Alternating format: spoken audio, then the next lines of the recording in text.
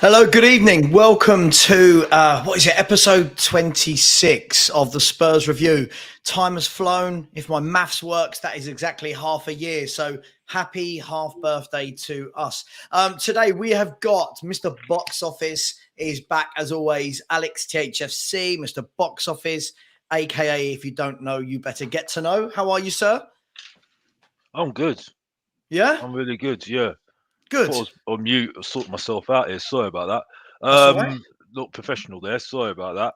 Not that everybody thinks I'm professional anyway, but I am professional as Mr. Box Office and Main Event, Mr. Main Event, the Professor of Truth and Entertainment. But anyway, Yep. good to see everybody. Good to see Asthmatic as well. And yeah, let's get straight into it. And that's it. Yeah, back to you, Savva. Back to me. Thank you. Thanks, Alex. I like it when you pass it back to me. And making his debut on the Spurs Review is Ashmatic from the at Southview Coys. Ashmatic, how we doing, bro? You all right? You know, I could be better. I feel a bit stiff. Been playing ball too much this week, man. So I've got the old ibuprofen now. I've got the pain relief. I've got the old Tiger Balm. I've got the BP as well. I ain't playing no games, man. I need to be back again.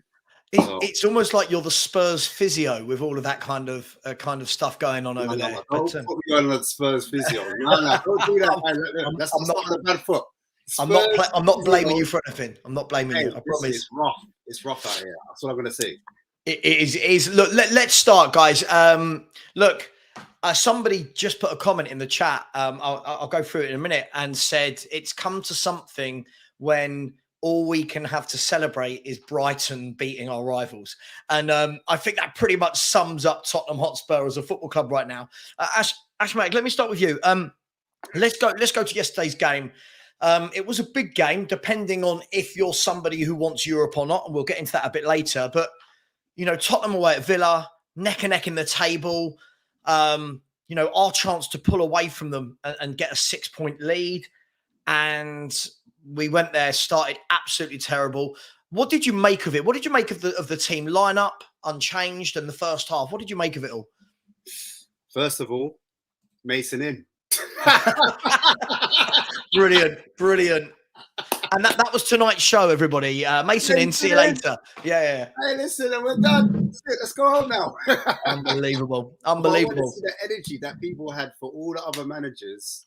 Because look, I don't know what the difference is between Mason Ball and the other two managers. I'll be honest, because it looked quite defensive. We sat back and we invited Aston Villa all over us.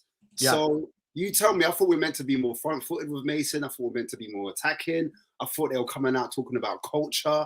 I just feel like they've been given a script and they're like, go, Kane, you talk about culture. Mason, you go talk about culture now. Do you understand? Yeah. All the fans are being tricked. Yeah. It's like no one can see where I've gone. And we're all, not all of us, but a lot of the fans are falling for it. It's funny because you look at the football and we just don't have it. We don't have the ball. The other opposition has the ball and they dance around us. And so the way I saw it, I'll finish in a second. The way I saw it was you had false nines in Buendia. Yeah, Buendia was up front with Ollie Watkins, but between Buendia, Ramsey, and I'd say Douglas, no, it was Luis, but they were just interchanging. And the midfield got bodied. See, John McQuinn, he came like an Irish Messi on that game. The way he was dropped, Højbjerg was looking stiff. He put Højbjerg in the headlock. Yeah. Kane's face in the grass. I was like, hey, yo, is that McQuinn? I couldn't believe it, bro. I was like, this is reason why Spurs are just looking so, as my boy Alex says, bang average, because that's what we were playing like.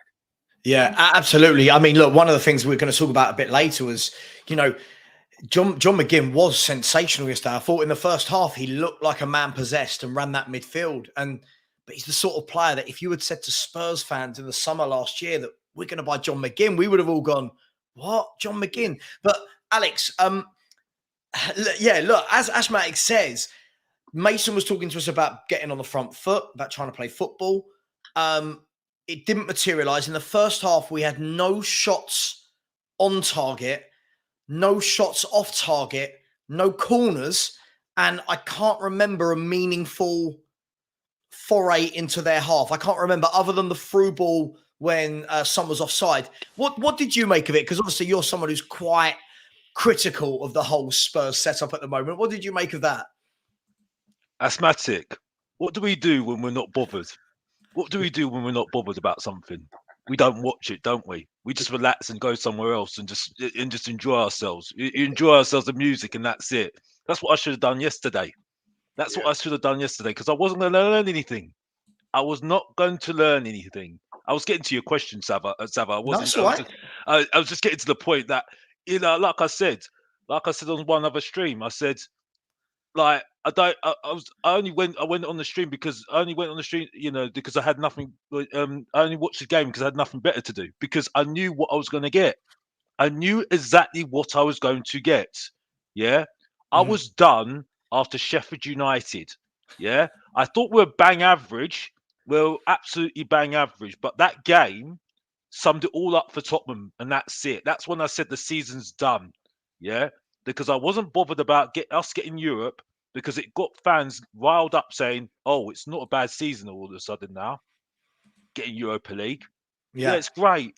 And I'm like, no, not with Harry Kane, not with Son, not with Richarlison, and not with Moira, who's getting testimonials every single week, and Dan Juma, who's the guy that's not who's the invisible man now. You know what I mean? I'm sorry, I can't deal with it anymore. Yeah, you're Let me ask you, absolutely Alex. spot on though. Just to make the point, Go on. you're absolutely spot on about McGuinn. McGuinn was superb, Yeah. absolutely superb. He dominated that midfield. He literally just said, I turned up in that midfield and just said, looked at these midfielders and said, "Okay, I've got a bit of ya. I want a bit of ya, yeah," and just bossed it. That's what he did.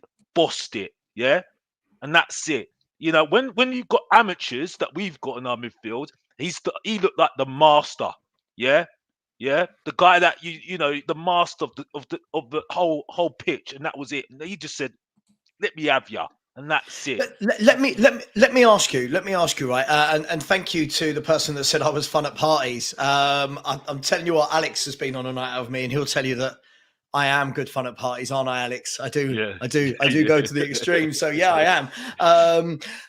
Look, Hash, mate, let me ask you, right?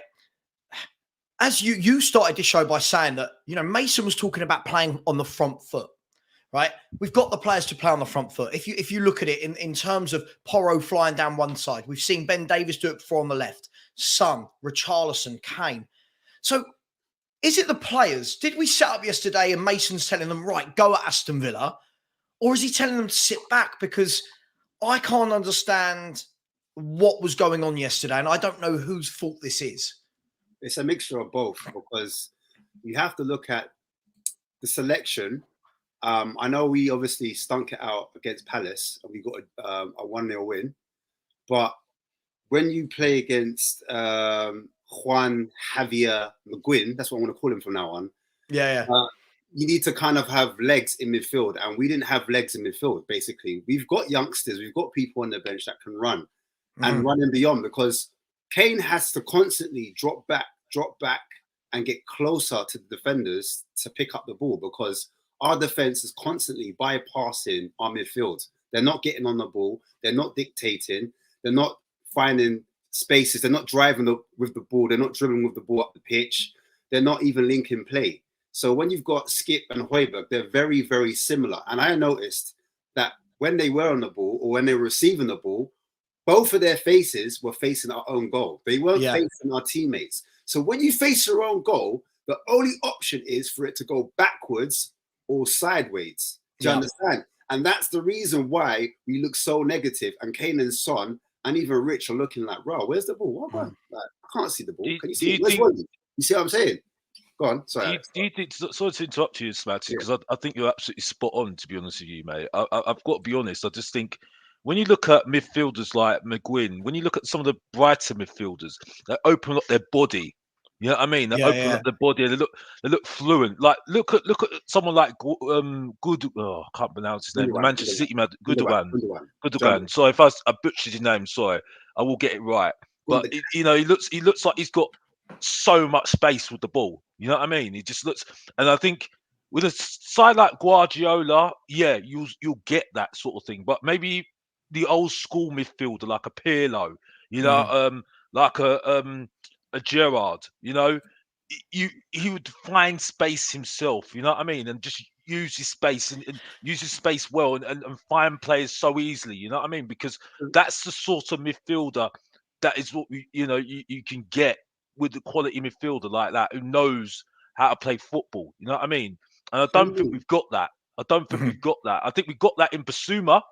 I will say that. I think Basuma's one of those people, and that's why I'm saying hopefully we'll go down the road of what we want in the future, and that's it. Later on in the stream. But my point is, I think the makeup of the team is just completely wrong, and I'll stick by what I say. The chemistry is not wrong, and the partnerships are completely wrong as well. And the partnerships that we do have are not right for the team moving forward, going forward. So Alex, are you surprised? Are you guys surprised then that I was talking to Henry about this yesterday? I was talking to Henry Wright on his show about there was that period of 2 or 3 games where we had really bad injuries in midfield, and the only 2 that were available were Skip and Sarr.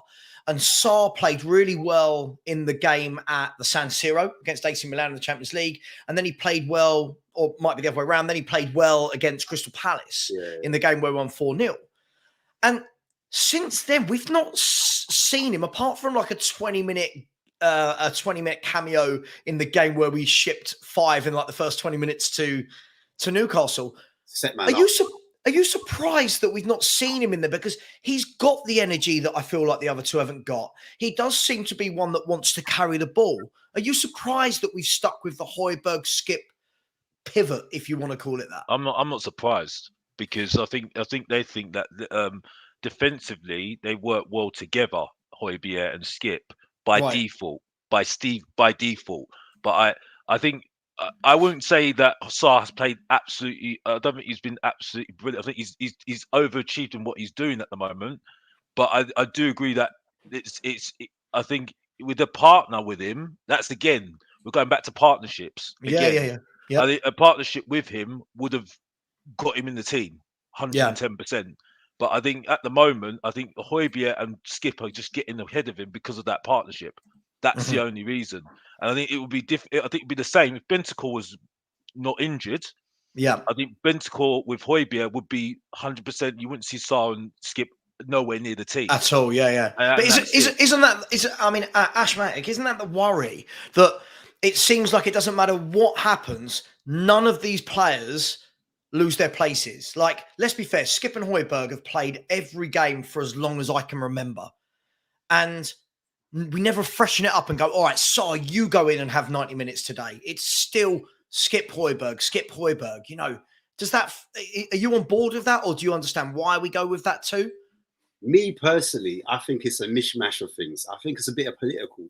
I think they've got that little group chat thing when they're like to Daniel Levy, yo, Daniel! Oh, the team is not playing me. So then they walk up into the office and they go straight to Daniel and say, look, Daniel, he's not like, I can't believe they have a group chat where they've got like a union, because that's just politics. That's mad. Supposing now, Mason was like, rah, I rate Devine. I think Devine should get in.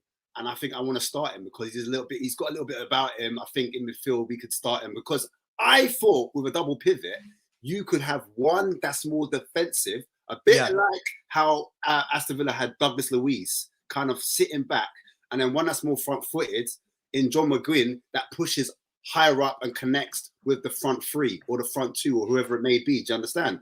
So I thought, to save Kane dropping in, I thought we'd have one of the midfielders, I don't know, Højbjerg or Skip, pushing up, and then one of them sitting back to protect the 3. Because remember, we've got 3 at the back.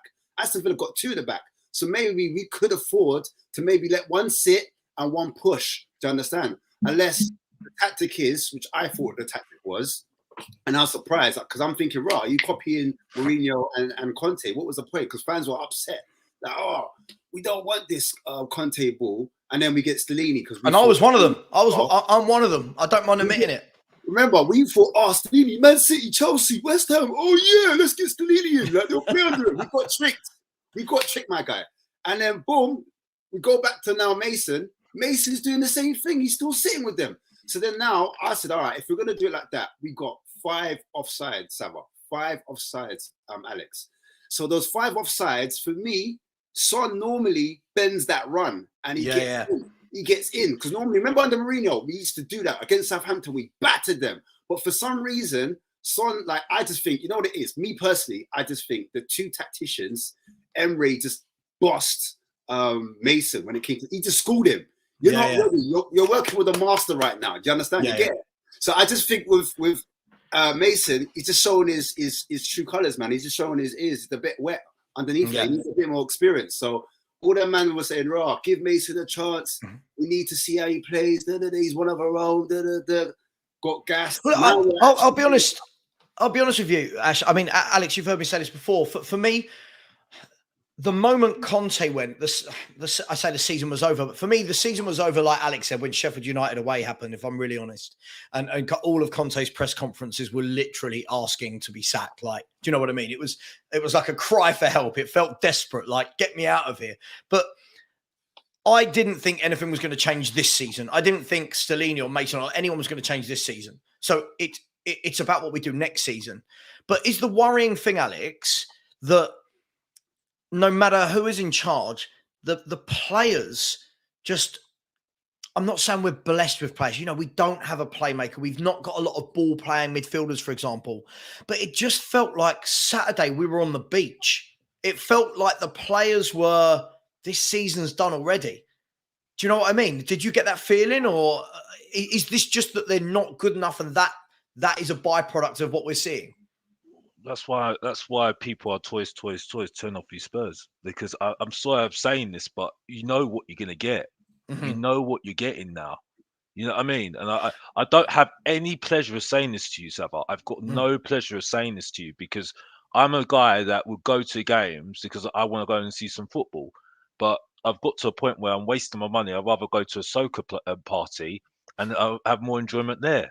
You know what I mean? You know what I mean? It's just, honestly, it's a waste of money. And I know the players are gone as well. And like I said before, me and David Harris were arguing for about 3 years. Yeah, we're back and forth about certain players. Yeah, I had to apologize to him. Yeah, because he was the one that was talking about after Pochettino got sacked, which was the worst decision in Tottenham's history. Yeah, and he's going to show in and show out at Chelsea. I'll tell you that for a fact. And there'll be. Are you still, even though Poch has gone, are you still going to sit here and big up this man? Like, can we not let it go, Alex? Can we not let it go? I can't let it go because he's gone to Chelsea. No. But I'm saying it was the worst decision of Tottenham's history to sack him.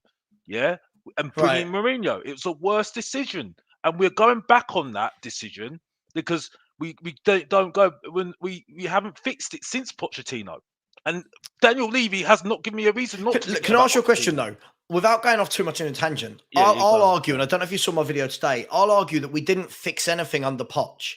I would argue that we had a good team under Poch, which is a combination of right time, right place, right man. But still in the background, we weren't doing anything. Even in Poch's time, he had that 11.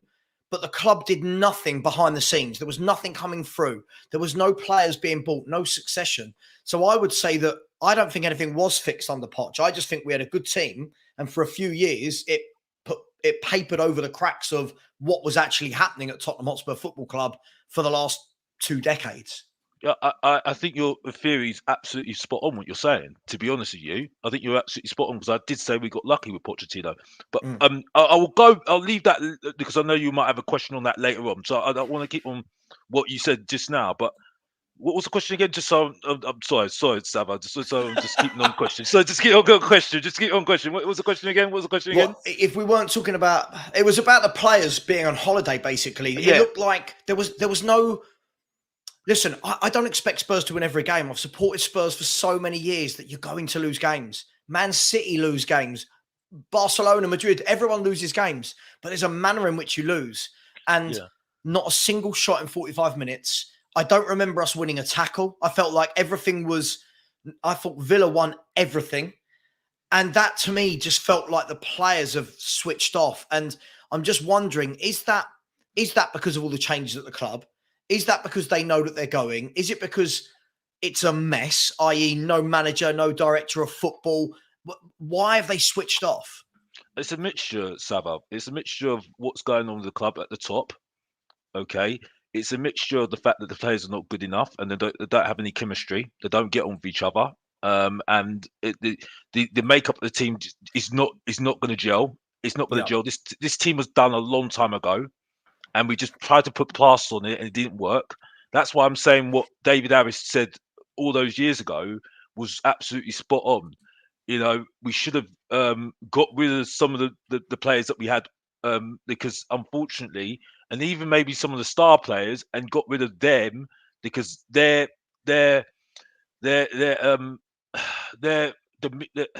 them being here isn't doing them any good for them to move forward. It's like an ex-girlfriend. It's like a girlfriend. You know, you don't go back to your ex. You know what I mean? You don't go back to your ex because they can't move forward. You can't move forward. The only way you can move forward is just completely cut ties. Completely cut ties. Mm-hmm. You know what I mean? And then you can just say, fresh start, move on. That's it. Tottenham have not been able to move on because we've got players here that have already got that mentality that they started with Pochettino and they haven't really got out of that. You see what I'm saying? And because that never won anything, we should have really said, sorry, you need to go and find yourself somewhere else and move on. And funny enough, the players that have moved on, they've ended up winning trophies because they've had that fresh start, fresh mentality, fresh thing, and that's it. We should have brought in new players, sort of a new project, and then, you know, built up again, and that's it. You see what I'm saying? Yeah, and that's listen, what I'm saying. I agree. I agree. It leads to what I heard, and I don't normally watch this DR Sports. I don't know. I don't watch it at all. But I saw a clip of it, and for certain reasons. But Expression said something that really kind of made me realise, and I've been thinking about this a lot of the time. I think the problem also is, and this is a massive problem, is the boardroom. Because I think there is too much division in that boardroom. Okay, because from what I'm hearing is that he, I know he's not going to say his sources, but I heard that Daniel Levy wanted Pochettino, but other people didn't want him. Mm-hmm. So for me, that's a boardroom that is divided. So if the top is divided, what do you think is going to happen at the bottom as well? And that's it. That's the same. I'm sorry to go back into it, but that's what I'm trying to get at. Listen, we'll talk about the godlike figure that is Poch for some people in a minute. Don't worry, we'll go there in a bit, because we've got Mark Cousins in the chat, and who his comments like this that make me laugh, as though like, if you were Poch, I don't know why you'd bother coming back to Spurs. Let's be really, really honest about this. We're making it out like all Levy had to do was ring him up. If I'm Poch, I'm going, hang on, I left in a shambles. It's now even worse. Nah, I'm not going back there. But anyway, listen, we'll touch that in a minute. There's 308 of you in the chat, so big up to everyone here. Please smash that like button. Please subscribe if you haven't. We've only got 72 likes, which is less than a quarter of you. So that is very, very tight, like Mr. Levy. So please smash the like button. And just remember that 50% of all super chats does go to the British Heart Foundation. So please put in super chats if you want to do that. Ashmatic, I want to talk about Christian Romero. Now, the voice says it all. So listen, I get a lot of stick because I've called this guy out for a long time. And I don't think he's terrible. But I feel like this guy gets away with murder because his name isn't Dyer and his name isn't Sanchez and his name isn't Davis. I think he's been as bad as those guys for months now. And the performance yesterday from him was shocking. I thought every decision he made was terrible. This need to constantly dive in and tackle when there's no danger is baffling. Where do you sit? I know this divides people, right? I know it does, Ash, but where do you sit on the Christian Romero situation? He's a young man and he needs a lot more coaching. That's what needs to happen with Romero. He's not the finished article yet. You know what? When he's at Argentina, he's a different player. You know, he looks settled. He's not as erratic as he is at Tottenham. He's got a steady partner beside him. I don't want to say put him against a steady partner at Spurs and he changes all of a sudden. No, he's still going to make some of the same mistakes. But sure, what I am saying, like yesterday, was he was involved for both goals that Aston Villa scored. He went in rash on Watkins, mistimes the challenge. The referee plays the advantage. The ball breaks to Ramsey. Ramsey plays it into Bailey, the yardman. The yardman switches it back to Ramsey, and Ramsey just hits it first time, 1-0. Second goal, again, erratic. Boom! Free kick outside the box. Doesn't need to make the challenge. No need for it. No need for that tackle. No need for it. It's not the first time that's happened. So we have to call out the bullshit when we see it. Sorry if I'm not allowed to swear. No, you're right.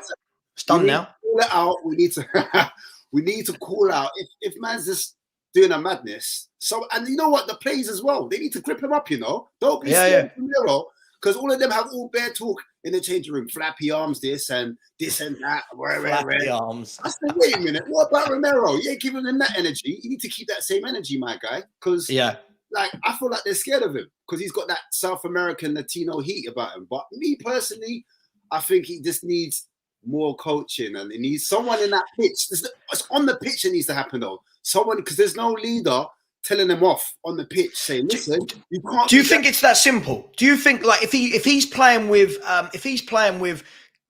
Roy Keane or John Terry or Steven Gerrard, somebody is going over to him and going, what are you doing?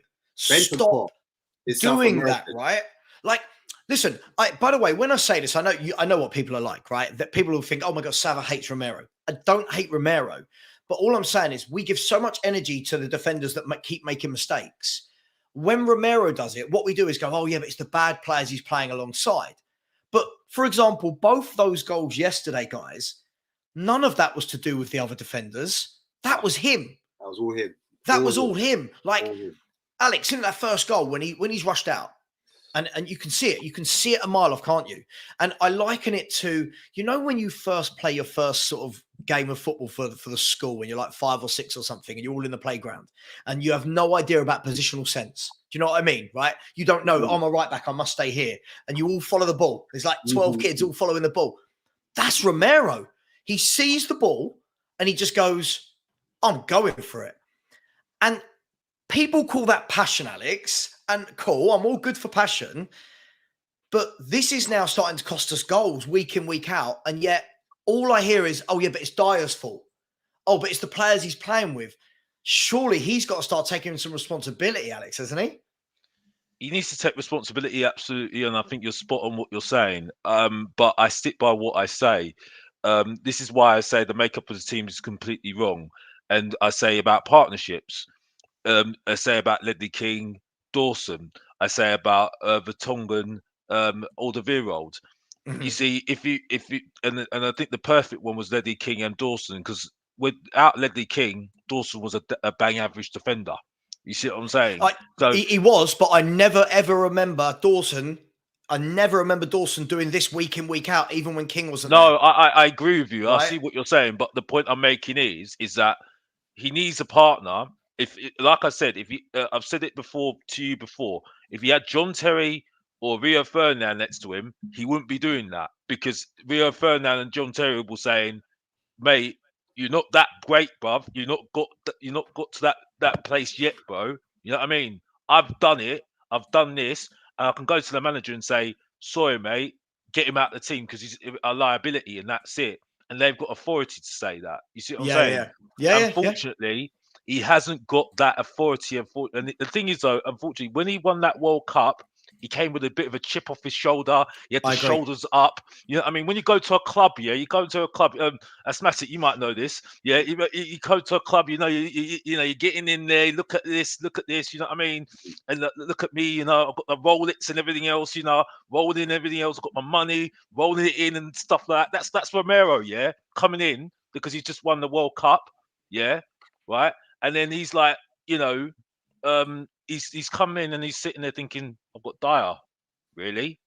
I've got Sanchez. You having a laugh?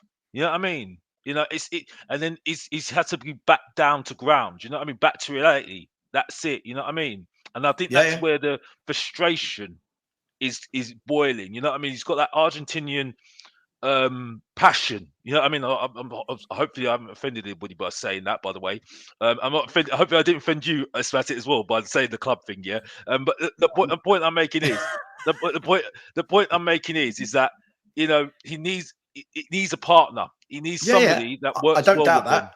and I think that's where the makeup of the side is wrong. But he's not performing well. No. But Mhm.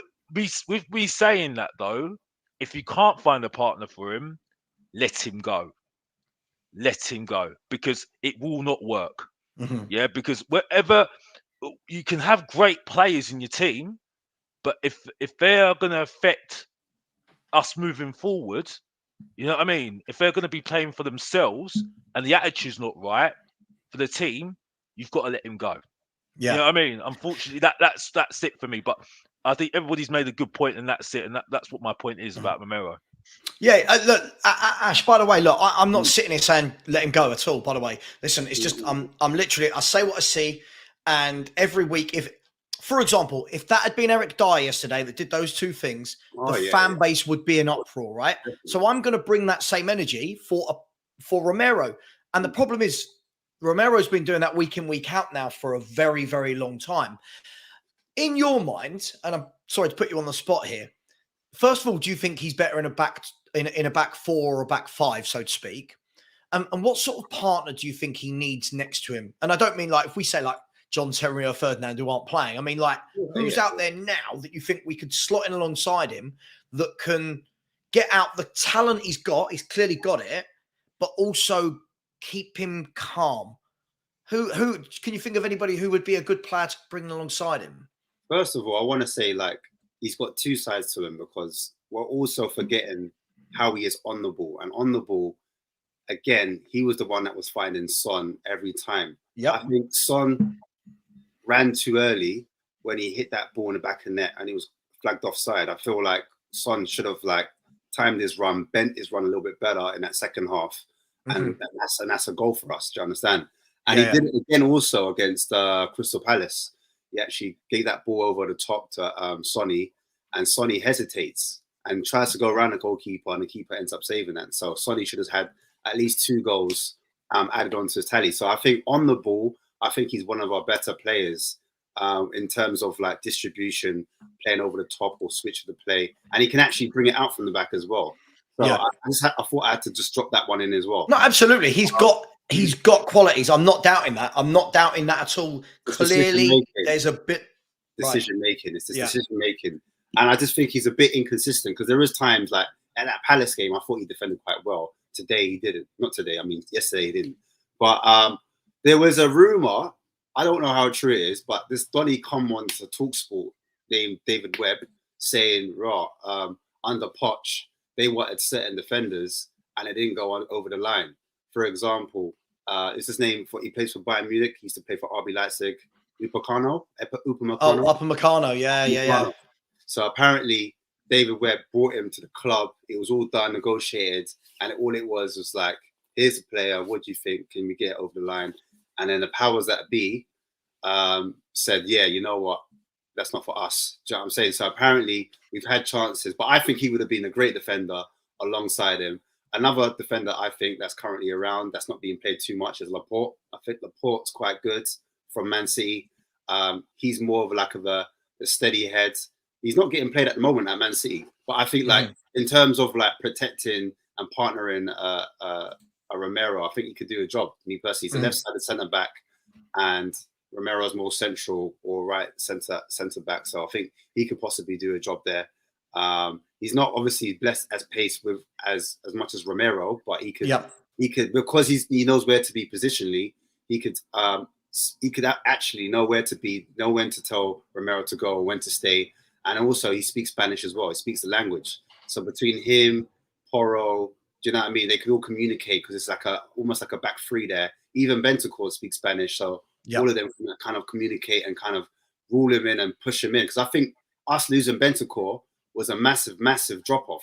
I don't think we've been able to replace him, not just because people don't realize Bentancur had the highest amount of tackles in that midfield in our actual whole team, not just midfield. He had more tackles than Romero, and Romero is very front-footed and starts for attacks. But Bentancur was also protecting that back three, winning the balls, and then he was also progressing that ball. So I think he's been a massive miss ever since he got injured at Leicester. I think we've kind of dropped off and we've missed that kind of profile. And obviously, Alex is talking about partnerships. I think that's where Skip and obviously Højbjerg, they're very similar. And so you need one that's a bit better, who can hold on to the ball in tight spaces and that can beat a player and then pass the ball forward with accuracy, could do a short pass, link the play, or progress the ball quickly with long balls, or can dribble it, or can actually shoot. Because the thing with me with Skip, sorry to kind of digress. Yeah, go on, you're right. Doesn't shoot enough. Højbjerg started well when he was with Bentancur, got 5 goals, and then about 4 assists or 5 assists. So his goal contributions about 8 or 9, quite good. But ever since he's dropped off, I mean, ever since Bentancur's got injured, it's yeah. But to go back to your point, defender-wise, there's loads of defenders out there. There's a guy from Lyon, he's really good. I forgot his name off the top of my head. We're linked with him, 19-year-old, really good. Ikapi, I'm not too sure about him because he is very aggressive, very similar to Romero, very front-footed. So I don't. Yeah, I watched Leverkusen in the second half today, and you're right. I saw some traits there which were like, okay, you're good on the ball, but you steam in. I was like, I feel like if you have those two in the team together, I don't think we'll ever finish a game with 10 men. But listen, Phil P, welcome to the show. How you doing, mate? You all right? Yeah, evening everyone. Yeah, doing okay despite our football club. Oh yeah, but mate, we're so old. We're used to it, Phil. Don't worry about it. We're used to this now, mate. We're used to it. Listen, I want to mix up the energy from yesterday's game. What have I missed? We just talked about yesterday's game and how it was all Romero's fault, and people in the chat got really upset with me. So, listen, hey, it is what it is, hey, Phil. Listen, I want to move the energy to the news that broke on Friday, which was that Nagelsmann was not going to be our coach, and it almost felt like it was the end of the world from what I was reading on social media, right? As though like this was the only manager in world football, which is understandable because a lot of people had him as the first choice. But Phil, I'll come to you first. And I know that you're a massive Levy and Enoch out guy, obviously with your purple and gold and silver scarf. Is it concerning that the club have tried to palm it off as, oh, you know, he's not the right fit for us, we're not speaking to him, when it actually appears in all senses that we have been speaking to him and it looks like he's probably turned us down because of what Levy and Mum might have told him rather than us turning him down or not wanting him? You know what? It's maybe I'm going through like the stages of grief. At first, yeah, well, this is Tottenham, right? Yeah. It's at first you're just like, listen, you've got someone who's meant to be a PR expert on the board. Hello, Donna, if you're watching. Big up Cullen. Yeah, big up yourself. But you just the only person in world football who doesn't cover her lips when she speaks. Yeah. Amazing. I'm sure she didn't get reprimanded for that either. When you're ordering your fish and chips for half time, just cover your mouth. You know what I mean? At first it just feels like, look, you're insulting our intelligence. And then it almost is like, it's so juvenile. This is sort of things that you pull in a playground in primary school when you might ask someone if, you know, they want to be your mate or do you want to go on a date or whatever. Or do you want to play football? And they're like, nah, you're all right, mate. Thanks. Who are you? And then you'd say to all your mates, did you just get blanked? Yeah, like, no, I didn't. I didn't want to play with them anyway. Yeah. That's Spurs, is it? Even worse. And I think the gents on the top of the screen. Good evening, by the way, boys. It's a bit like you're too young to remember riding around the ends on a BMX. But I remember, and I remember distinctly more than once, but once particularly, I came off and I opened my leg up a treat. And everyone's looking at me like, mate, you've got half your leg hanging off. Are you okay? And you're trying to suck it up. You're trying not to cry in public. And you're like, yeah, I'm fine, thanks. And that's what's happened. Like any second now, they're waiting for their PR, like Nagelsmann's people to say, yeah, we've had to walk away because Spurs couldn't even tell us what budget we're working to or who the director of football is going to be. Yeah. Or actually, I called Jose and he said, "Look, we've never spoken before. You seem like a nice guy. Like your jeans, but don't go anywhere near N17 unless you're going away in Europe. You're taking and then they looped Antonio Conte into the conference call, right? And, yeah, exactly. And Poch and Redknapp. They all joined.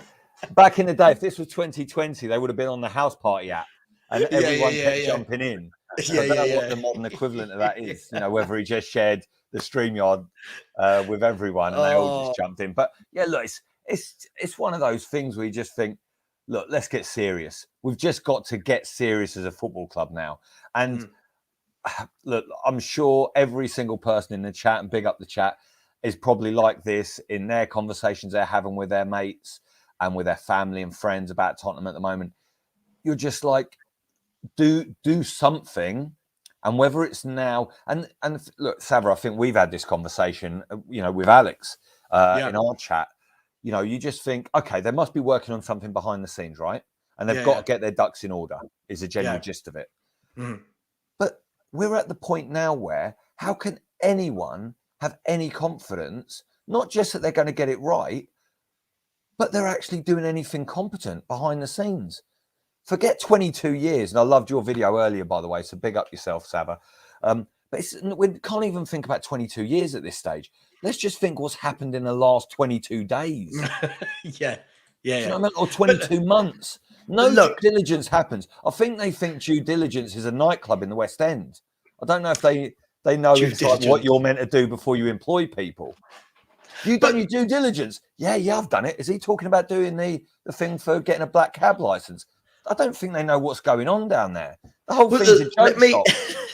Any day now, 1 second, Savva, any day now, I think I'm going to get an email from the club shop offering me, when we have another bad result, offering me 20% off plastic sick and smoke bombs and whoopee cushions, because we are a joke shop right now. Joke shop FC. No, we are absolutely. I mean, Alex, let me come to you, and then I'll come over to you, Ash.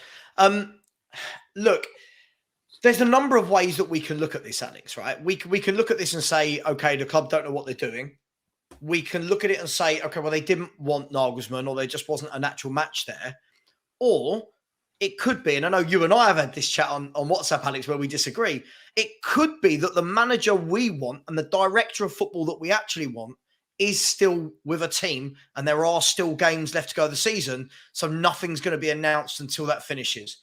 And the example I'll give you is, I keep hearing names like Slot, who's literally just won the title with Feyenoord in the last hour, right? Still in a job. We're not going to announce it when there's 2 games of the season left to go. If you're looking at a manager like, maybe we want a De Zerbi. He'd be mad to come, but maybe we want a De Zerbi. Maybe we want an Alonso, who is still in a job fighting for European football. Could it be as simple as that? And is this Nagelsmann situation taking over everything now? I would love to think that they're doing that, Savva. I would love to think they're doing that.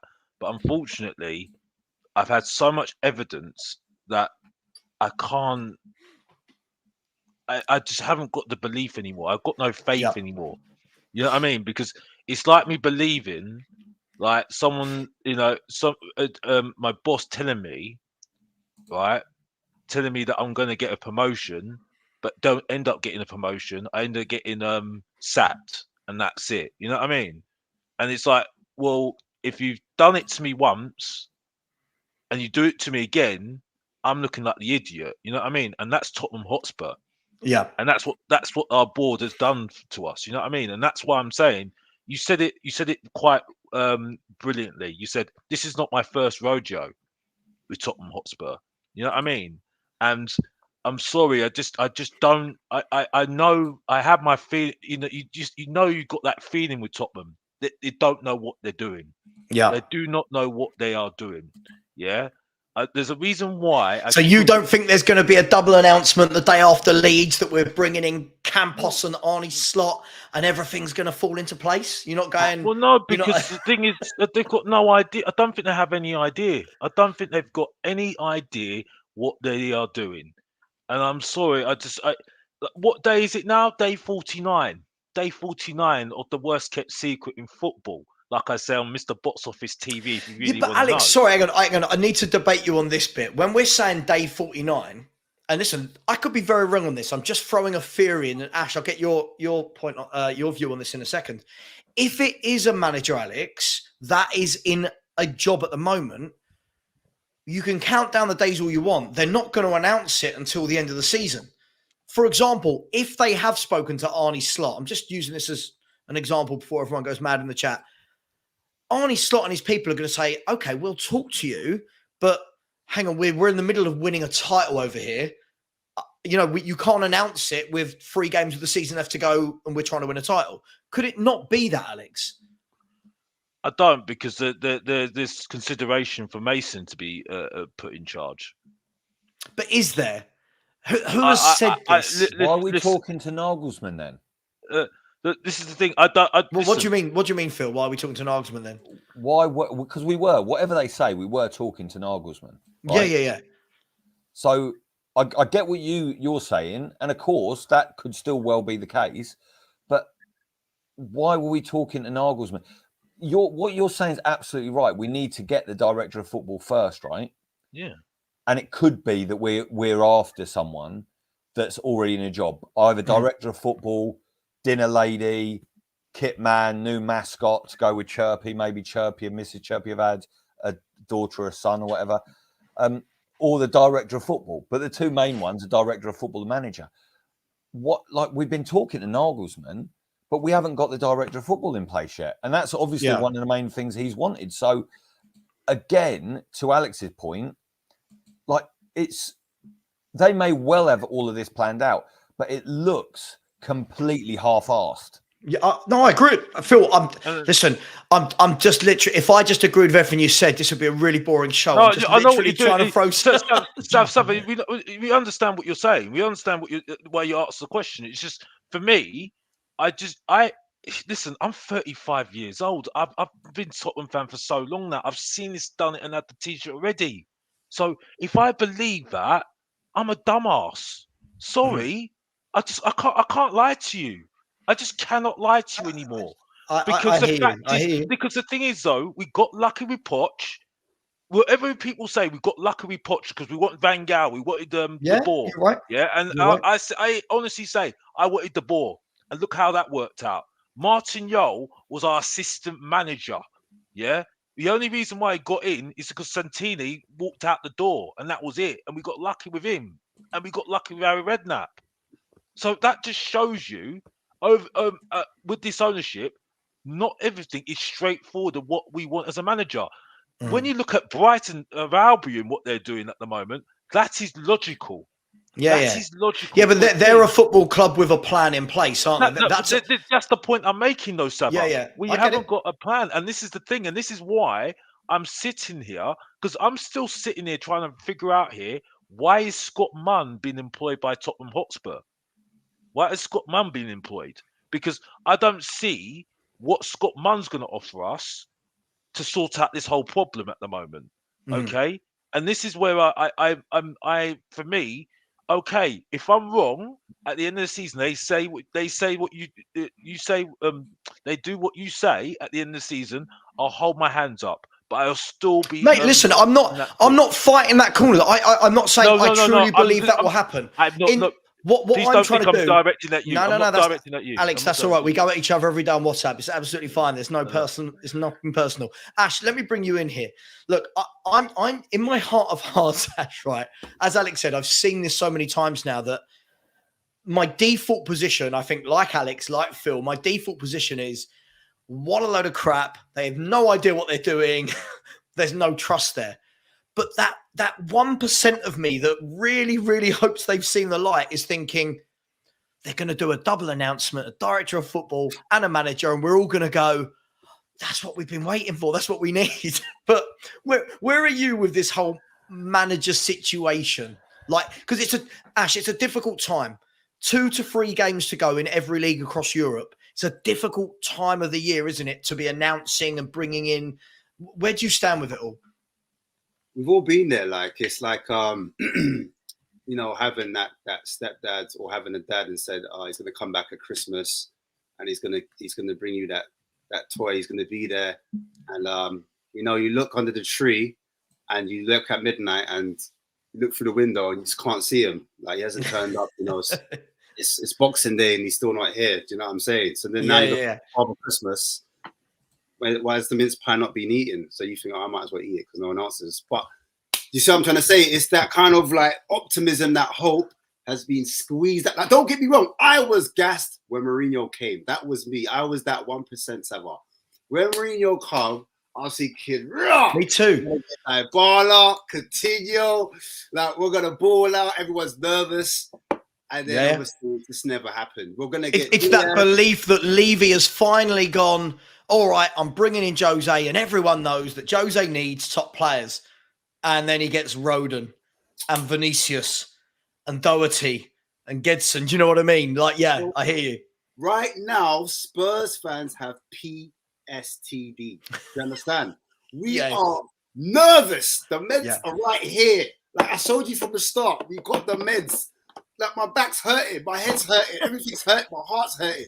So this is what I'm trying to say to you, Sam. So you know what's funny? It's the Paratici thing. We knew that was going to blow up. There was an investigation on Juventus. Yep. So we were like, hang on a second. If Juventus are getting done, how was my man going to escape it? That's where it started. And then on top of it, we waited it out like you, that 1% of optimism. Well, maybe there's a plan behind it. Maybe Paratici will be found not guilty and will be able to do our transfers as normal and bring in creme de la creme top players. Do you understand?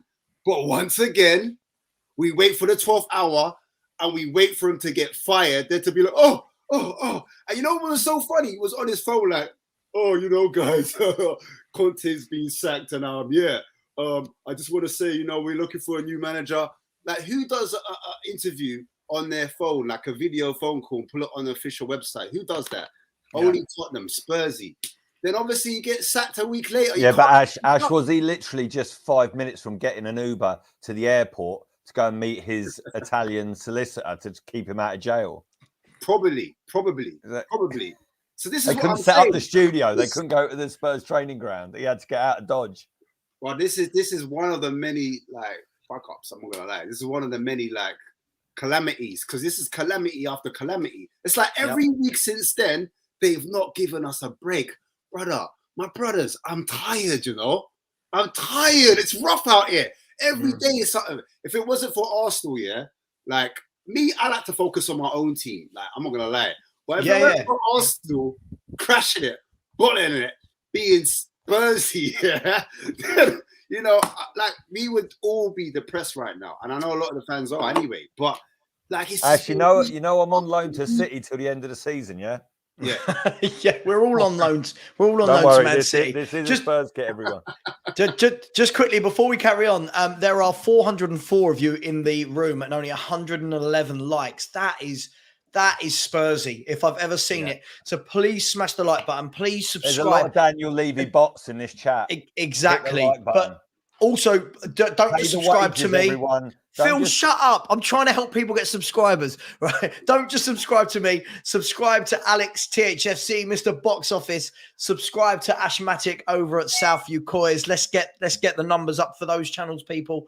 And please, if you want to put any super chats in, do realize that 50% of that money does go to charity. So we can't be fairer than that. Big up Coover in the house. And I just want to take this moment to say, I hope that Sean Butler, I hope you feel better soon, my man. And I hope you come back fighting to full health ASAP.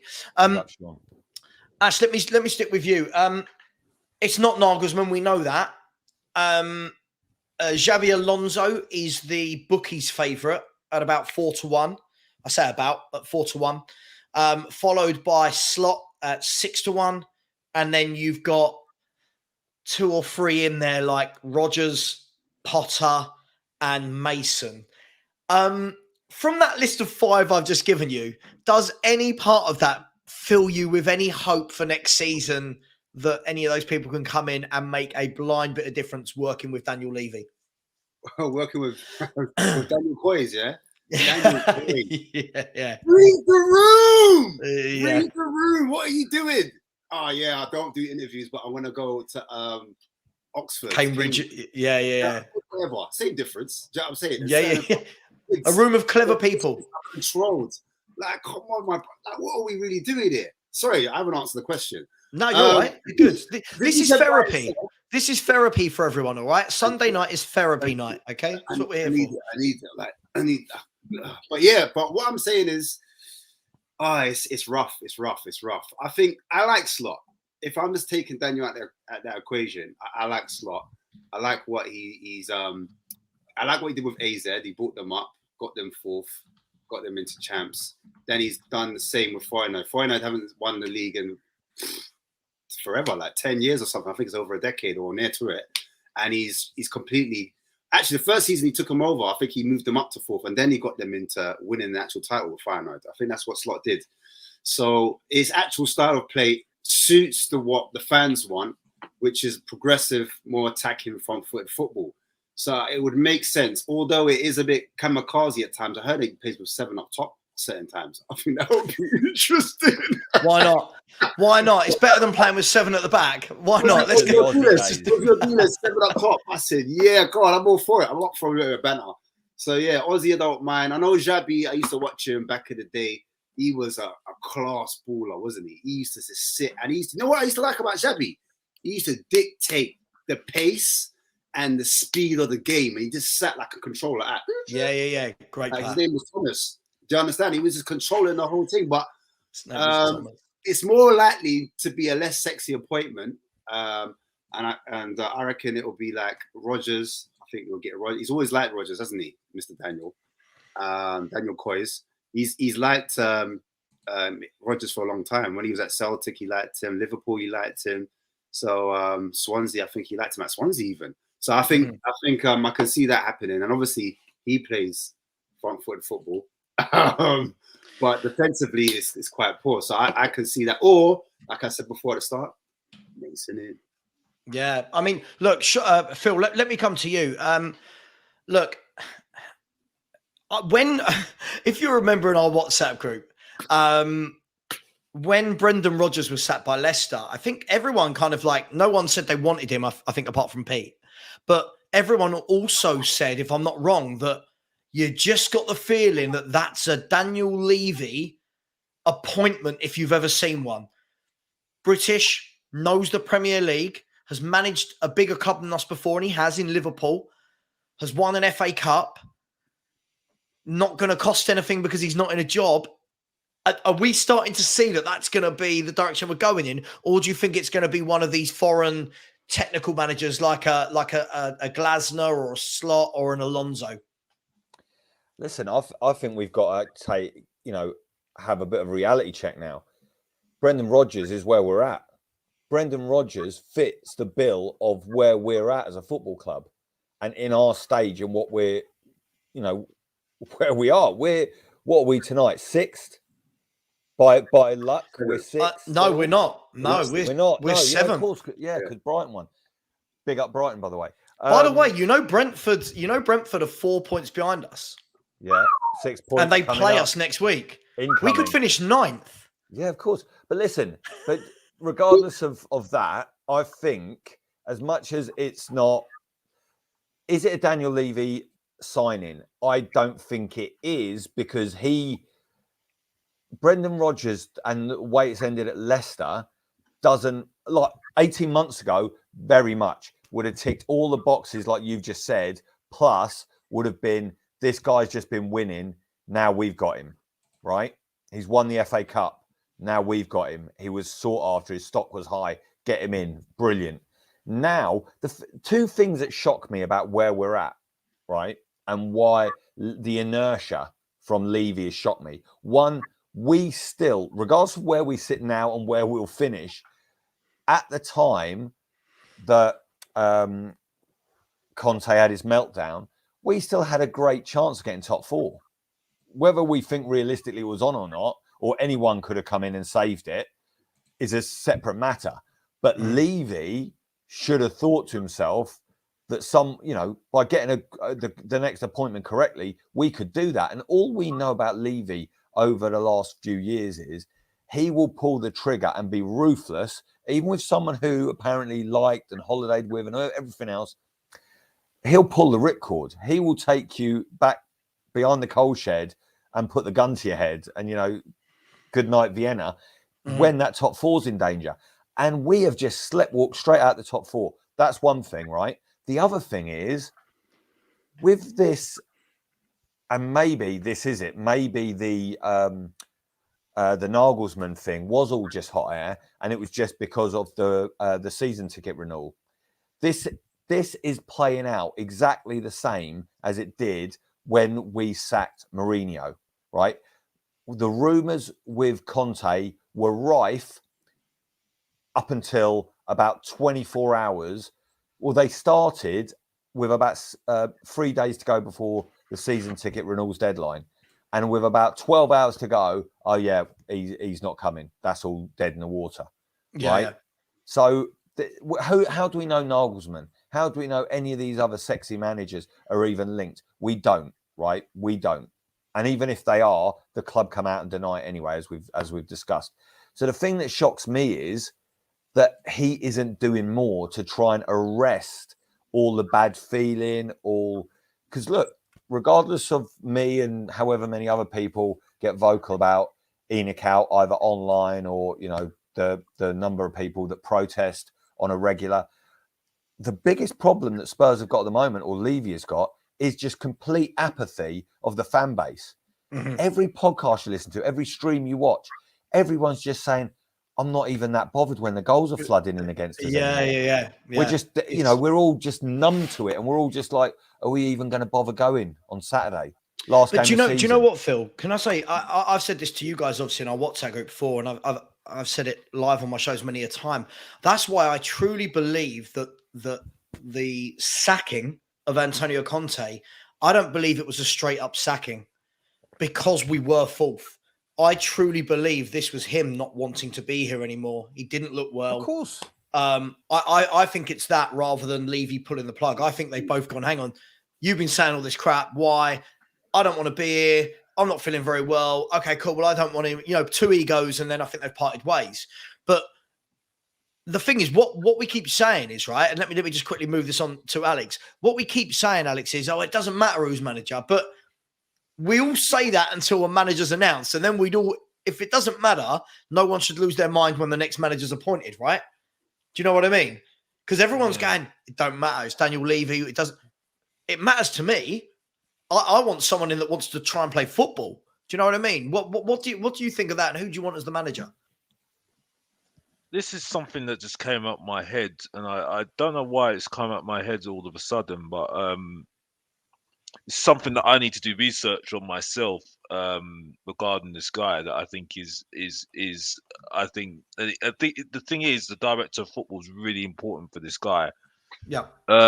It's going to be a shock. It's not Brendan Rodgers, it's Graham Potter. My reason why for me saying this is because he, for me, would be someone that would be right for Tottenham to start the project off. Right. Okay. And I think he's got the experience and know-how how to do that. And he will have the fundamentals of what Tottenham Hotspur really need to be doing, basically, to start that project off. But this is why I'm saying that the director of football is really, really important. And I think that's that's really my reasoning. Now, this is something I need to. It's just something I just thought about when I was watching Brighton. I just think, and I know there's going to be opposition because they'll tell me stats and everything else about it. Mm-hmm. You know what I mean? And say that he's not a great manager, but I think Tottenham Hotspur are so bad at the moment. I think it needs another build at the moment, another philosophy at the moment. That I think, Alex, at the you're moment, bang on. I think, You're bang on. you know, and I think it gets to a point where, unfortunately, it has to be like that, because let's put things in perspective here. When Pochettino came in, he was not somebody I wanted, and I didn't see him doing anything, but he did what he did because he overachieved with some of the players that we did have. Yeah. Because regardless whether you say that we're great players or not, Tottenham Hotspur were not going to. They were nowhere near being championship contenders in my eyes. Nowhere near. No, of course. You know what I mean? It was a shock, an absolute shock. It was somewhere there I never saw Tottenham being that sort of team with that energy, and everyone was being so positive about us. Sky Sports were, you saw Gary Neville and what is it, Carragher absolutely lauding us. You know what I mean, with some of the stats that were coming out and everything else, and that's it. Unfortunately, I think we need to go back to basics, and I think that's what Graham Potter will do. Basically, but can I ask again, you a question, Alex? yeah. And I'll come to you about this in a minute. And the subject of Potter is an interesting one for me, because I almost get the feeling that if the 6-month stint at Chelsea, which was a poison chalice, really didn't happen, I get the feeling a lot more fans right now would be going, yeah, Potter, because he'd done a really, really good job at Brighton. And I don't think he's a bad coach. This is the thing. I think what Chelsea expect versus what we need are two very, very different things, right? He's got into a club that are used to winning Champions Leagues, FA Cups, League Cups. Every year they're winning something. And if they're not winning it, the next year they go and win a league. I think you're bang on. I think at the moment, whether we want to admit this or not, we are nowhere near winning anything. We are nowhere near winning anything. We need a manager that's going to come in. And I think as fans, we're going to have to acknowledge that this is a build, not a rebuild. This is we are ground up building an 11, building an academy, building a philosophy, building a strategy plan. And I don't think Potter would be the worst person in the world to get that going. Yeah. Because I feel I've gone a bit of a rant here. I feel we made a mistake going for the Joses and the Contes when we're not ready for them. And I think that was where a lot of the issue with the fans was, that we just expected that we'd turn up and go, Mr. Conte, here's Bastoni, here's Lautaro Martinez. Do you know what I mean? Here's this Vardiol. We're not that club. And I feel we're so far away from actually having an identity that a Potter type, I'm not saying Potter's my favourite, but a Potter type wouldn't be the worst thing for where we are. What do you make of that? Harry Potter. That's all I've got to say, to be fair. Harry Potter. You know what? It's mad. I agree with Alex, because I think you need a director of football. For sure. We're going about this the wrong way. The director of football is going to ultimately choose and outlast any manager that's here. And he decides the philosophy and the styles, because what's been happening is we've had different managers, and they've wanted this player and they've wanted that player. So, for example, you've had Mourinho. He's wanted someone like Doherty. Do you understand? Then you've had Nuno. He wanted someone like Emerson. Do you understand? And then all of a sudden, different players for different managers, the squad becomes bloated and your wage bill starts getting super high. Mm-hmm. And then all of a sudden, like you were saying before, Alex, the partnerships aren't there, because you've got a bit of this manager, you've got a bit of that manager. And these players are on longer contracts than on some of these managers. The managers are not outlasting the players. Do you understand? So we've got a mixed mash of identities and rare tear. Anyway, I digress. Yeah, I do understand where you guys were going with it, because I think Chelsea's problem was they never had a finisher. If they had Kane in that Chelsea side, they'll be finishing their dinner. I do get it. But I look at what the Zerbi did, because I know like what Alex was saying about the statistics, whatever. But I look at what the Zerbi did, and I think the Zerbi is doing a better job than Potter, because he's creating better chances for that team, because he had the same front two. Remember, Brighton. But Ash, hang on. Let me interject here. But Ash, I don't doubt that the De Zerbi's kicked them on. But Potter laid the foundations, and I think we forget that. Like when Spurs fans talk about Poch, like Poch is a god. For me, I take it back to Yol laid the foundations. Redknapp then laid more foundations. You know what I mean? And Potter, I think, gets really disrespected for the job he did at Brighton. I agree. Just saying. I know. I hear you, bro. And just to caveat the debate, because I love it. We're all debating. It's all different ideas. I respect it. But yeah. From my point of view, like I just felt like with Potter, he did create chances, but it was different type of chances that didn't lead into like real chances, if that makes sense. So like with Chelsea, you saw it when his wing forwards were getting into position to score. It was always falling to someone like who's that new don they got? Mudryk. Always falling to Mudryk. Mudryk couldn't finish, but that's not the type of chance you want to create for your winger. You don't want your wing in that position. You might want a different player. And that's what I'm trying to say. De Zerbi was creating better chances. And I know what you're saying, because the foundation before, you need that. But I think Brighton is the prime example, because they've already got their system in place, because they knew they could let go of a Potter and bring in a De Zerbi, because they knew, like, all right, we're not finishing our chances. So this is an opportunity to upgrade. Yeah. And they knew who to recruit for that style of play. Do you understand? Whereas Spurs do not have that. We don't have that computerized system that looks at, a coach for the goalkeeper, a coach for a right back, a dedicated scout for a defensive midfielder, a dedicated scout for an attacking midfielder. Do you see what I'm trying to say? Yeah, I agree with you. They've got a system where they've got like computerized, and it comes into stats. And even De Zerbi said it's changed the way he looks at players when he's looking in the market. But that's evolved over years, right? It's not like someone didn't just turn up at Brighton and overnight, what I'm boom, saying. Brighton were playing this lovely football. This is what I'm saying, my bro. I'm saying, right, look, boom, they need to start with that system with director of football. And they can even employ a marketing team, because they're out there, that they pick the certain directors for you and they pick the actual managers for you. But Tottenham need to start. They haven't started the process at all. Yeah, not at all. You're right. I get what you're saying, because you need to find a sporting director that's available. But at the same time, I just feel like, we keep getting duped, because obviously my man was saying, I'm available. What's his name? Ragnick. I'm available. And obviously Nagelsmann wanted to work with him. I'm available. So then now what? Go on, sorry guys. Sorry. Yeah. I just want to just say something. So to interrupt you both, because I think you're making some good points. But because I heard some rumors that we're trying to look at the Roma director of football, who looks like Prodigy 2.0 as far as I'm concerned, win at all costs. Yeah, for me, that's wrong. That's just wrong. That's just completely wrong for me. I think if you got a Rangnick we're going to get. I think if you get a Rangnick in, and this is where Henry Wright, big up to Henry Wright, by the way, because he's doing well at the moment. Big up to him all day long, bro. Doing well at what? What's Henry doing well at? He's doing really well at the moment in terms of YouTube wheelchair at the moment as well. Yeah, you're doing well as well, Savva. Yeah, you do well as well. No, that's not what I meant. That's not what I meant. Anyway, I'll message you in the back as to what I meant. That's not what I meant. See. Don't worry. I did. I don't know. Jesus. Big up Henry. Big up Henry Wright TV. Go and follow and subscribe him.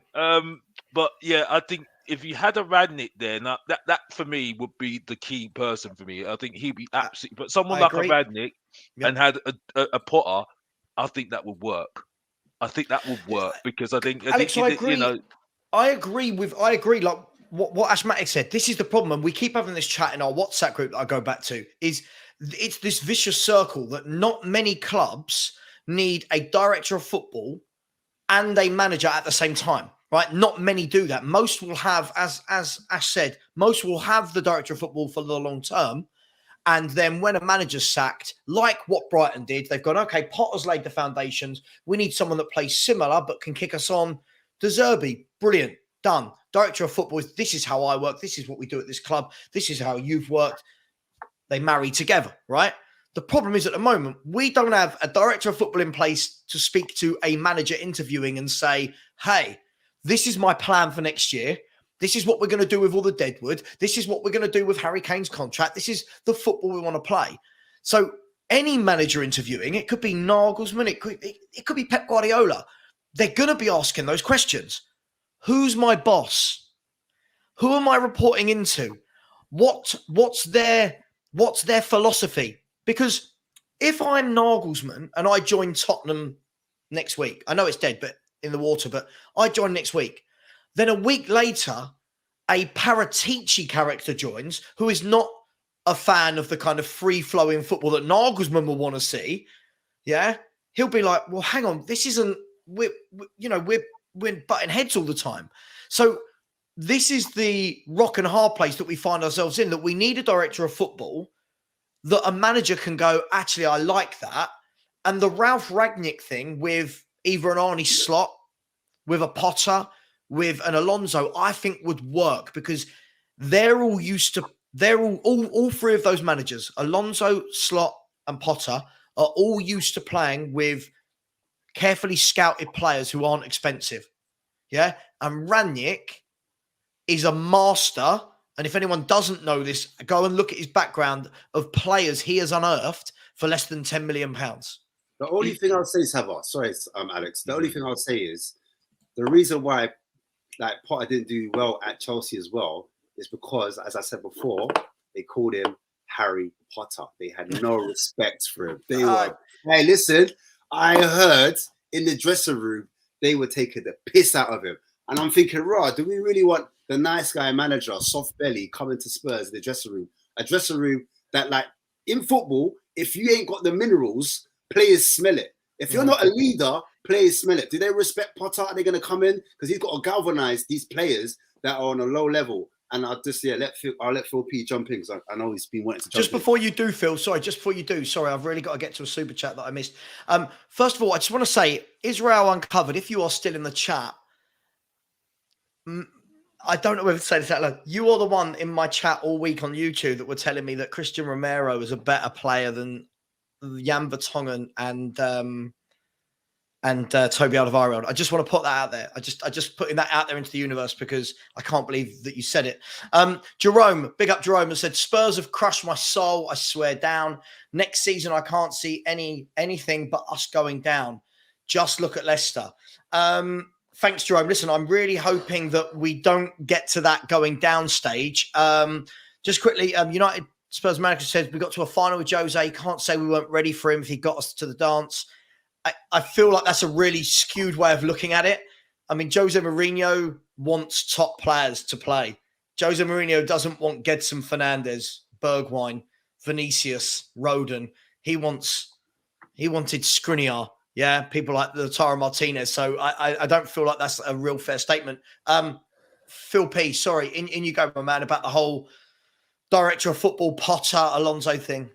It's, you know what, just quickly on Potter, I think I agree that De Zerbi's taking it on a step. And in my mind, I think he's probably, how can I say this?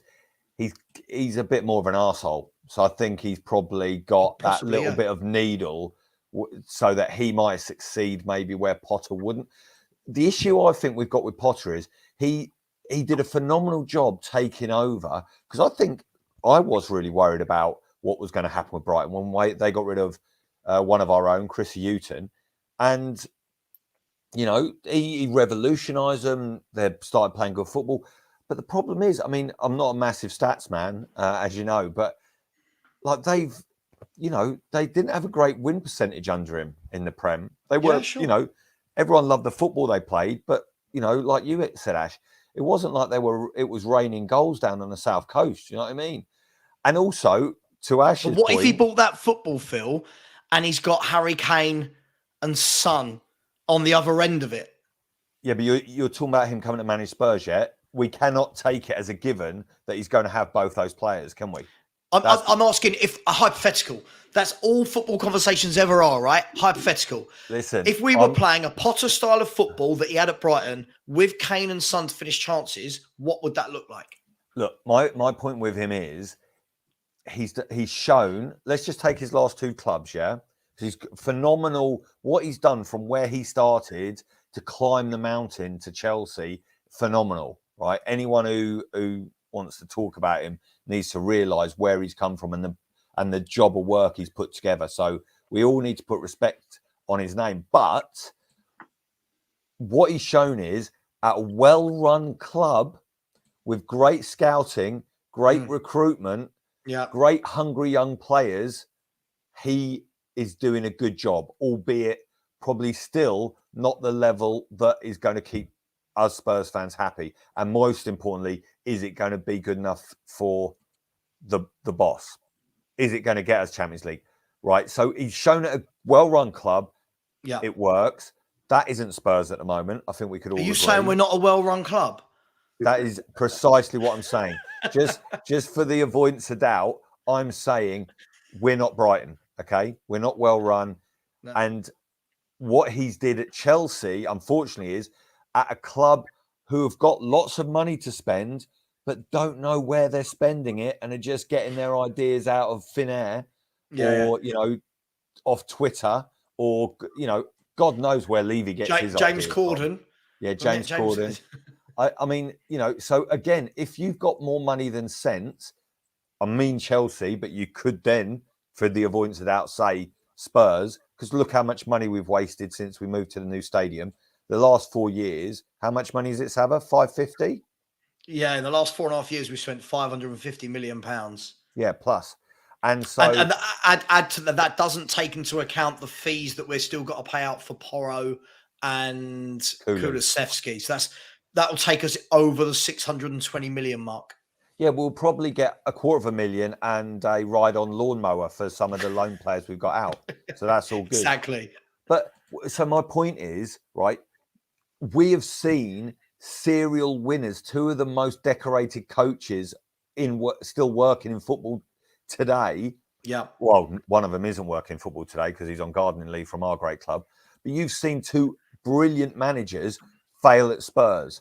So we're asking a bloke who's just been binned out of a much better, well-funded club than us, fail. So, I think that is getting Potter in. So where do we go then, Phil? Listen, I'm not pushing for Potter. I'm not saying I want him at all. I'm just playing devil's advocate, right? Because where do we go then? Because look, the thing is, we are Tottenham Hotspur. We have to have a manager, right? We have to. Whichever manager we bring in is going to have the same problems as if another manager was brought in. They're all coming in to the same situation where Deadwood needs to go, new contracts need to be signed, where a philosophy needs to be implemented with a new director of football. Whoever that comes in needs to do that. So where do we go? We've done the kind of average in Nuno, who did quite well at Wolves, and we tried that. We've done the Jose Conte serial winner, and it's not worked. Where do we go now? Because people say, oh, well, just for example, Alonso, this is his first season managing, or companies never managed in the Premier League. But then the same thing they're saying, we don't need Luis Enrique because he's the same as Conte. And so where do we go? We've got to have a manager, Phil. Where do we go?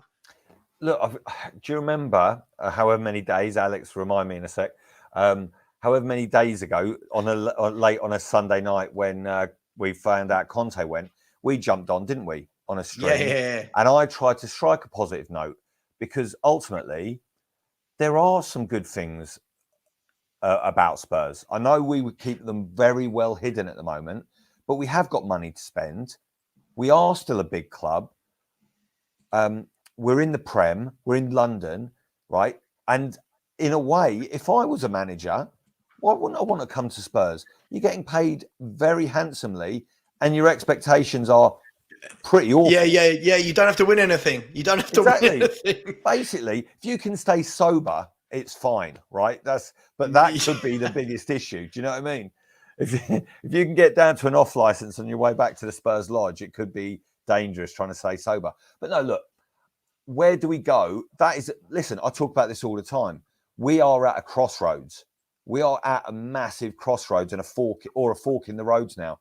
And you can either see it going one or two ways. If we get a manager in with a proper philosophy, along with a director of football, and look, there's a point I want to make about the director of football, because you talk about this all the time, Savva, that we need the director of football in. You said it.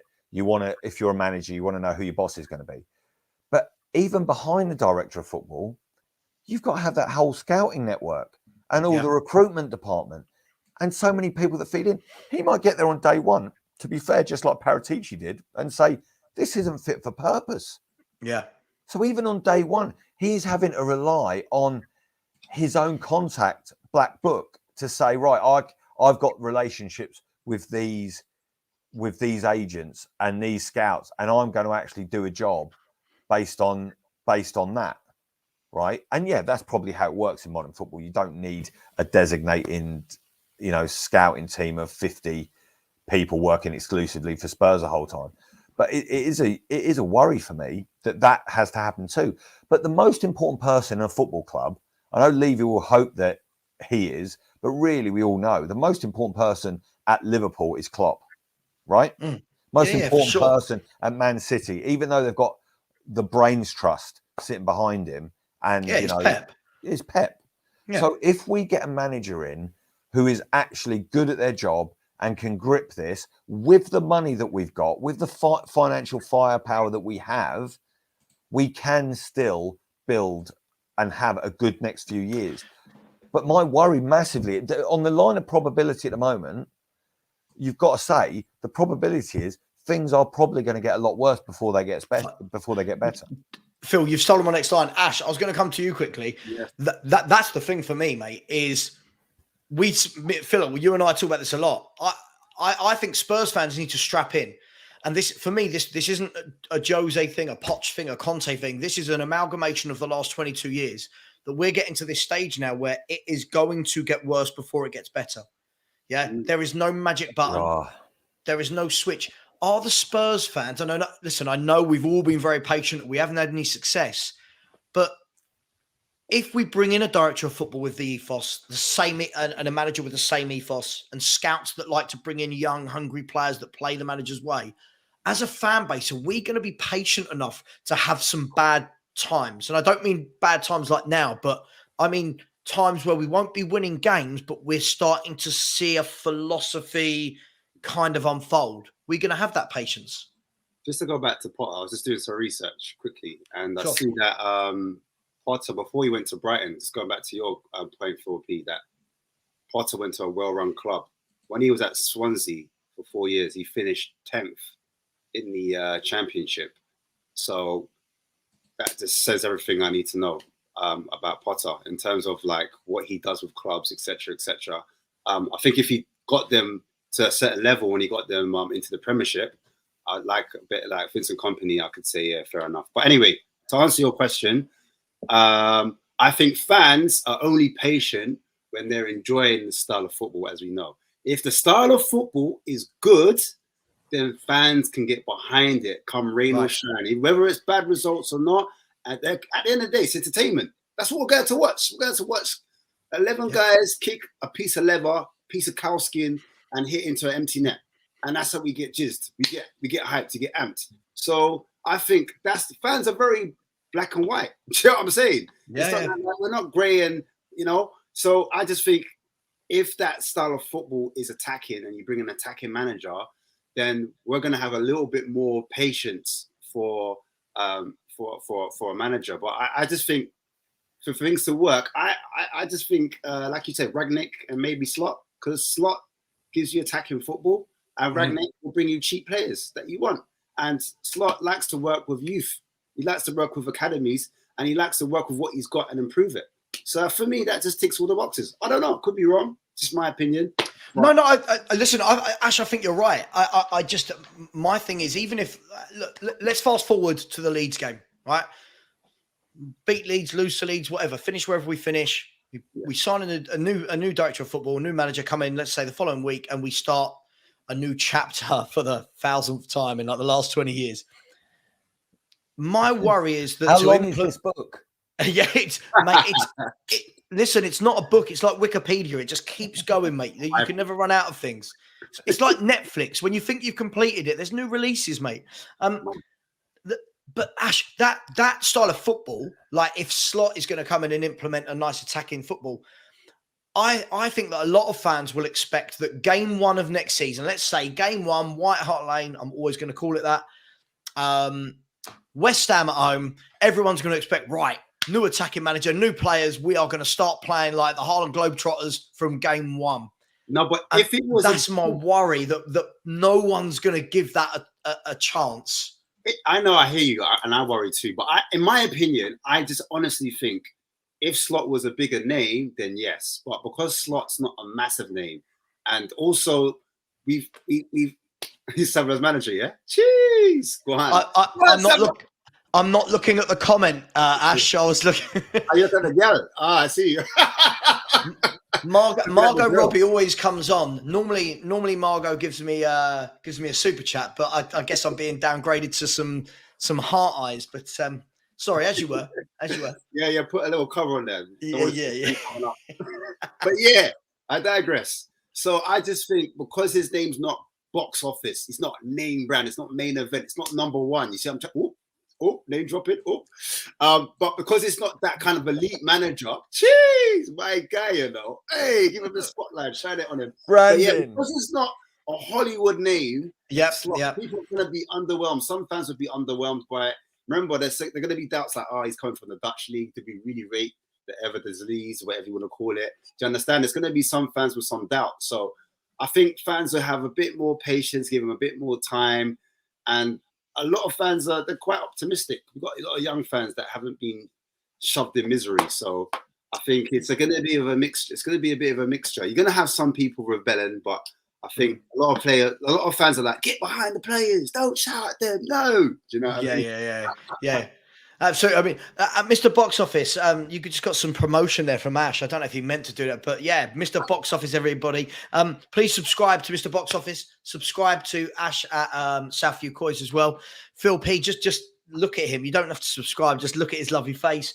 And thank you to the 10, 15, 16 people that have just subscribed to me in the last 20 minutes. So thank you very much. Please keep subscribing.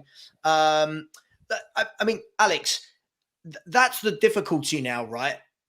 So I want to move that slightly forward. What we're starting to see now every day, if you follow Fabrizio Romano and Ornstein and all these people in the know, they're starting to say so-and-so is in talks with this club. This club are talking to this player and getting pre-contracts agreed. So you've had like McAllister is in talks with Liverpool. I saw today that even Bayer Leverkusen today having a medical with Grimaldo from someone's going to tell me if I'm wrong. Benfica, I want to say maybe. You know, you've got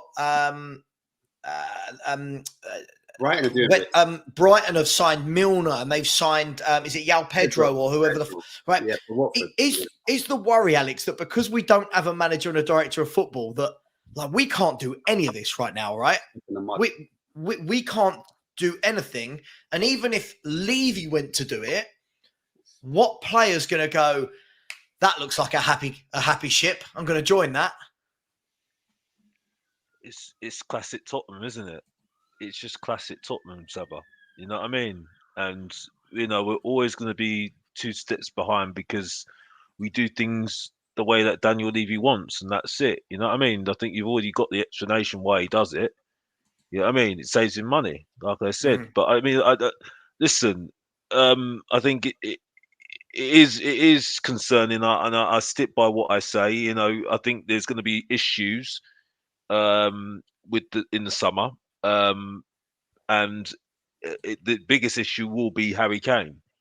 It'll be Harry Kane all summer, I think. Which whether we like it or not, I think it will do, and I don't think it should be an issue. I think we need to make a decision and move on from it, and try and move on the club forward, and that's it for me.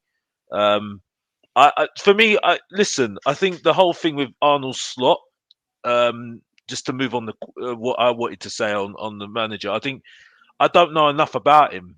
I don't know enough about him for me to really say, yeah. Alex, he's just won the league title with Feyenoord, who aren't one of the big 2 in Holland, and plays very attacking football, which is nice to watch.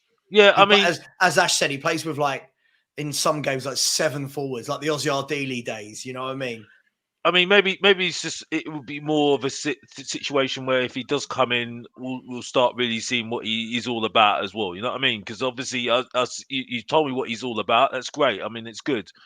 So, I mean, I'll see what happens. But just to answer the question about whether I would have patience with the guy if he doesn't do well, yes, I would, because at least I'm seeing some good football. You know what I mean? Because at the end of the day, that's what I go and watch, seeing some good football. There'll be people that will be against it, saying that we ain't got no trophies. But what did we do with Antonio Conte and Jose Mourinho? What did we do? You know what I mean? So, no, I hear. And then this is why I'm saying at the moment, you can say whatever you want about, we need to win trophies, but we flopped every single time. I stick by what I say. We should have got to the final of the FA Cup this year. Even though we're a bang average, we've had Manchester City's number the last how many years? We kept Manchester City out of our goal this year. Alex, sorry, this is where we can disagree. Let me tell you something. If we played Manchester City right now, yeah, I hate to think what the score would be if we played Man City right now. I genuinely I believe hear that you. we'd concede 6 or 7. I hear you, but the thing is, though, listen, okay, we do agree in some way. We are bang average, Savva. We are bang average, but we have got results being bang average with Harry Kane and Son when they've turned up. Yeah, and like I said before, we've had Manchester City's number. Yeah, and whether you like it or not, we have had their number. Not Hang at on, Wembley. hang on. And we kept above average. But we John can Carew, pick and choose. aka No, Haaland, quite as well. Alex, So that's stop. it. So I'm Stop. sorry. I And can't. that's it. Don't go, Alex, Savva. He's just trying to get you. He's just trying to get you. And I'm going to go. I'm going to bite. First of all, anyone that calls Erling Haaland an above-average John Carew, dude, you're just doing it for clicks and likes. That is not an opinion. If it is, it's the worst opinion in football history. I'm going to call it out right now. John Carew's a ledge. John, I think Erling Haaland scored more goals this year than John Carew did in his entire Premier League career. But anyway, Alex, we can pick and choose when we've got Man City's number. But when we played them in a cup final when it mattered, I remember Man City winning and playing us off the park. This year, you say we've got their number because we beat them 1-0. They smashed us 4-2 in their home game. So, listen, whether we should have got to a cup final this year, mate, we are miles off winning a trophy. You know that. We are miles off winning a trophy. Actually, can I just say, though, Man City should send, if we had a permanent manager, a nice bottle of wine, because it was us and that second half at the Etihad that kick-started their revival. So you're welcome, yeah? You're welcome, it was. We're the last team in Europe to beat them. Yeah, but this is the point I'm making. You're welcome, Man City. You're welcome. Just to make the point. We love you. But just to make the point, yeah. And listen, Savva, yeah. Regardless whether we don't agree on this, by the way, because listen, at the end of the day, yeah, I do listen. You know that I think this team is absolutely bang average. I've been criticising them all then how year. can you say you expect it to win the FA Cup if you think it's that bang average? But I can't. I'm not gonna defer from what I said. The FA Cup opened up for us, yeah. And we've been bang average in games. Why did it? Because most of the Premier League teams were out of that competition, and the teams that were left in that competition were beatable. Because Tottenham Hotspur have gone into games and not played well and still won, But, yeah. And for me, if Harry Kane and Son were that great, that was their moment to show that they were great to get us over that line to beat Man City. Yeah, because at the end of the day, it's a cup fight. Yeah, but Geez, we couldn't even get past Sheffield United without we couldn't get past Sheffield United. That's why I'm saying. That's why I'm saying the season was over after that, because for me that just summed it all up. You know what I mean? Because that's where your moments were for your top players to get you over that line. Now, I'm not saying we still got the bang average defense. Yes, I'm saying that. Yes. But the point I'm making is that we can't keep on saying that these players are Harry Kane's and Sons and all these other players were very good. And if we can't get over the line in a cup competition that opened up for us, yeah. But I'm lost as to what your point is here. As normal, my point is my point is that I thought that with the opportunity we had in that FA Cup when it opened up with some of the teams that were left in that competition, I think we could have still got to the final FA Cup.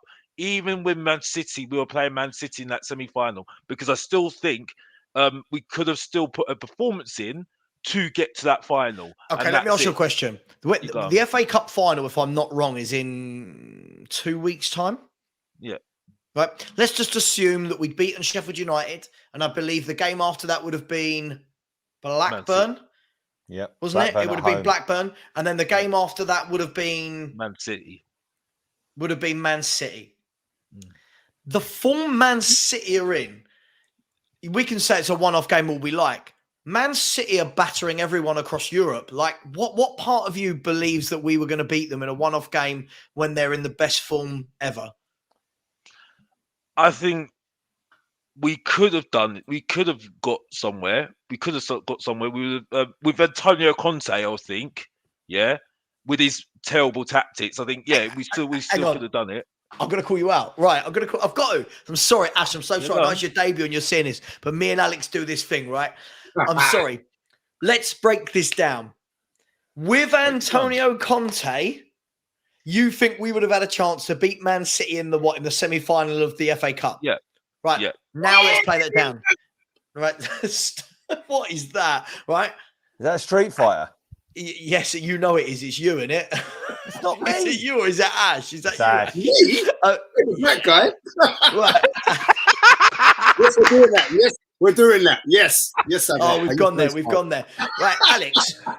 So the guy that got us knocked out by Moura, the guy that got knocked out to Nottingham Forest's B team in the League Cup, the guy that got knocked out to Middlesbrough in the FA Cup last year, but if we had Conte, we'd win the FA Cup. I need that to make sense for me, because we can't just say now he's gone, oh, if we'd had him, we'd won that, when all these other poorer teams he couldn't beat in the Cups. Okay, let me look at some of the results that we had under Conte, yeah? Right. There you go. Look, you're going to massively deflect from everything I've just said. I'm not deflecting. I'm not deflecting. Go on. I'm not deflecting. I'm not Here we deflecting. There's a point here. Big up Ben Kaufman. Big up. New YouTube member. Thank you, Ben. Love you. We got through our Champions League group. I know it was a bang average group. I have to say this, by the way. It was a bang average group, by the way. But we still got through it, okay? We beat Leicester City, even though we didn't play that well at all, yeah, with our strikers, yeah. We got through games. I know we got beaten by Newcastle, and but we still gave Liverpool a game at home as well. Yeah, we beat Man City at home, right? Which listen, you heard you've me deflected. after that game. You've deflected. No, I haven't deflected. Alex, I'll tell you why you deflected. You're now talking about a lot of league games. I'm talking about in the cup games, which are the one-off. You go through Middlesbrough, Nottingham Forest, Moura, Sheffield United. Conte lost all of them. Now, we can blame the players, yeah, but he was the manager. We lost all of them. But, yeah, if he was manager now, we would have won the cup. But wasn't he still the manager when we got knocked out by Sheffield United? Yeah, 100%, 100%. I'm confused. No, but what I'm saying is that I think there were certain games. I know that there were league games, but for me, I feel, well, if you can do it in a one-off league game, why can you not do it in an FA Cup game? You see what I'm saying? Because that's why I was sitting there thinking. Because for me, I didn't think too much of the team. I thought we were, we were due to, doomed to fail in that sense. But they always seem to pick it up when we were not expected to. That's what I was thinking with Antonio Conte's tactics. So I thought, well, if that can happen there, why can you not do it in a one-off game? And that's why I thought, okay, it's opened up for us in certain competitions. But we have failed. We did fail. And for me, and I know there's a lot of Tottenham fans who actually agree with me on this one. And listen, Savva, you know me, yeah? I've got no reason to not say, not to say that we're absolutely terrible and we should not win the FA Cup, yeah? I just don't understand the point you're making, Alex. I'll be really honest. I don't understand. Is it just that we had a massive opportunity this season? That's what I'm saying. We but didn't we every season? I understand what you're saying. More than anything else, we went out when we did in that round, but really we could have beaten, let's just say that, we could have beaten a lower league opposition which dropped 8 players for either sickness or injury, or just they were resting players for the league, right? We had a great opportunity at Sheffield United. We would have been playing Blackburn, who would have been heavy favourites. And then basically we're playing either Man City or Man U, and we didn't know which at the time. But maybe only we would have to face one. Obviously, as it turned out, the way the draw went, we'd have had to play and beat both to win the cup. But a lot of times we'd have had to been beating Arsenal as well, or Chelsea as well, whatever. So we had a great opportunity. But the problem is, and I think this is the main sort of real eye-opener for a lot of us fans in the Jose era and now the Conte era, that unfortunately, even with all their storied history of winning, they couldn't come to Spurs and just sprinkle their magic dust over us and make us into winners, because we are just not there. We're not there. Maybe we would have been. Maybe if one of them had come in 2016, maybe. But Yeah, I where agree. we were when they came in, we'd already hit the skids badly. Phil, how many times have I said this, right? And Ash, I'd like to get your opinion on this. I've always said the Jose and the Jose and the Contes, they come in. I know this sounds harsh, and we're going to move on for the last 15 minutes. We're going to move on to Pochettino. Those managers come in the year we finished. The year we finished second with Poch, right? That for me, when we're at our best, that is the year you bring in your Contes and your Joses who take you from there to there, that little bit. Not Jose and Conte for me are not the people you bring in when you're languishing in 15th, 14th in the table and then expect them to be patient and build for 3, 4, 5 years. It's not what they do. They've never done it. First of all, Mason in. First. Mason in. Mason in. Yeah, so basically what it is, there's a big debate within the community, and I know where Savva is at, and I know where Alex is at, and I think I kind of know where Phil P's at. I kind of get it. No one knows where Phil P's at. Basically, with most fans, we get caught up in style of play because you look at your Man Cities, you look at like other teams, Brighton, let's go with Brighton, and you look at the style of play, and you're like, wow, why can't we play like that? Because at the end of the day, when you play a brand of football that's not aesthetically pleasing and you're losing games, you can't take the two. You have to have one or the other. Either you play not so good or not so great, but you're winning games and you're winning trophies. You stink it out like Mourinho did with Roma. You get it? Goes to Roma, boom! You, like Conference League. I hate that name, by the way. Yeah. Conference just sounds like below Division 3. It's mad. Why would you call a European competition? Cup Winners' Cup was way better. Anyway, coming back to my point. Yeah. So I agree. I personally think with like Jose getting sacked on the cup final, you just need that one game where it could just, it's a cup game. You never know. It's a he might have stunk it out. And then we just need to go 1-0. That's his start because he Jose, yes. Conte, no. That's not Conte. That's Jose for me. No. But wait, hold on. Let's give Conte a little bit of respect. I get it. Because it was so harsh. I get it. It stunk out. Nobody really liked it. But Conte said it. Tottenham doesn't know how to win. These players, they don't like the pressure. These players, they don't have the minerals. You know what I'm trying to say? So I sound like a Mexican. You know what I mean? I wasn't sure what accent, but I liked it anyway. I enjoyed it. So that's all that matters. Run with me. I'm just saying, with Conte, if he had stayed on, I don't think we would have got pumped, molested, and touched up. I'm not going to say Madeline, because that's disrespectful. But we would have got abused. Yeah, I'm saying 6 or 7-1 by Newcastle. Yes, we don't subscribe to that. It's about British Heart Foundation. I just realized please give your donations in, please, guys. Super chats are all welcome. But anyway, I digress. I'm just saying, with Conte, I don't think we would have dropped off because Stellini didn't have a clue. You got Mason. He's bringing on Mora like within the last minute, and we're losing the game. He's showing his. Can I ask though, Ash? Weren't we heading that way under Conte? So I know that like everyone, listen. Naturally, the moment Conte went, and the players are disillusioned, but we shipped 4 at Leicester, who are second bottom. 4 to Leicester, who are second bottom. We conceded 3 at Southampton, who are relegated. Right? We were conceding goals. Yeah. Since then, the Newcastle game. All right, we conceded 6, but that's only happened once. And that one game is what people are going to see. This wouldn't happen with Conte, but we were losing some really bad games under Conte. Nothing's changed for me.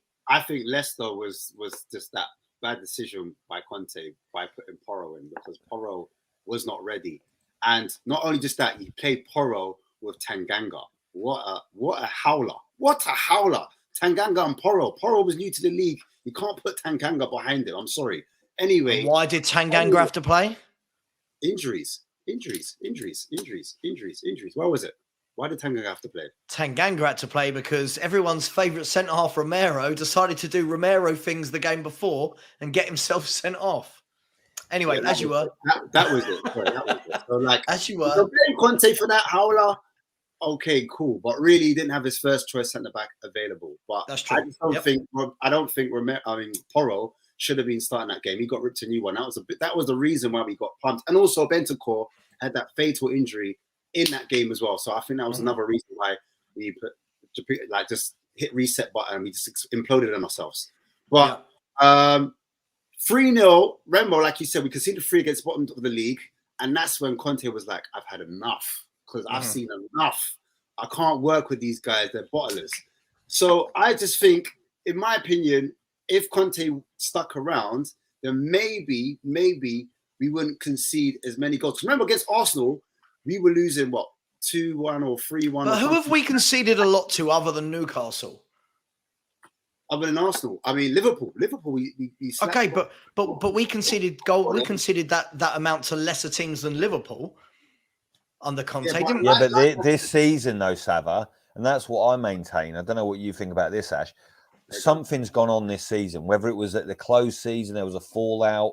Whether he didn't like how he'd been backed or not backed, or just there was a disagreement over contract, or he just had enough of England. I don't know what the vibe is. I think the coach as well, the coach that died as well, made a massive effect as well. I have to say that as well. Yeah, so not too cool. But look, something's gone on because if you look, we're on course, aren't we?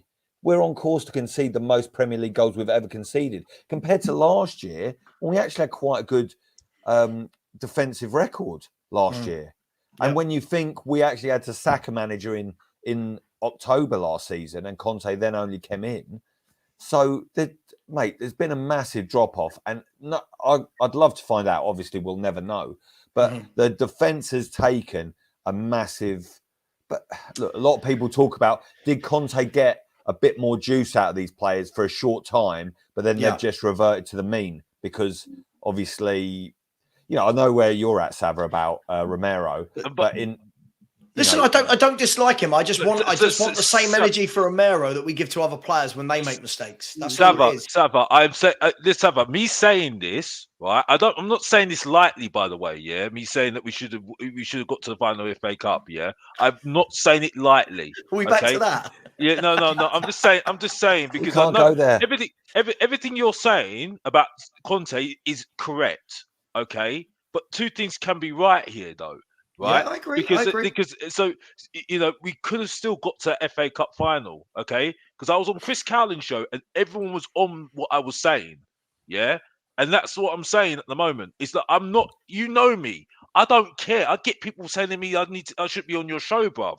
Yeah, because I'm a negative person in the world. So I've got no problem saying we should never have got to FA Cup at all. But if I'm saying that, it's just because of what I've seen already, and that's it. And that's what I hear you. But listen, Alex, I'm going to go for 3 more minutes. So I just want a really quick roundup here, right? We've got to talk about Pochettino.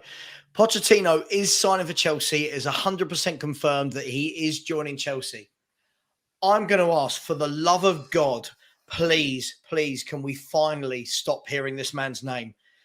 For me, every single time we need a manager, it's Poch. Get Poch. And for me, the very same people that hate what Levy did to Poch expect Poch to come back and work for Levy again, and it was just never going to fly. What do you guys think, really quickly? Because I do want to go in 3 minutes.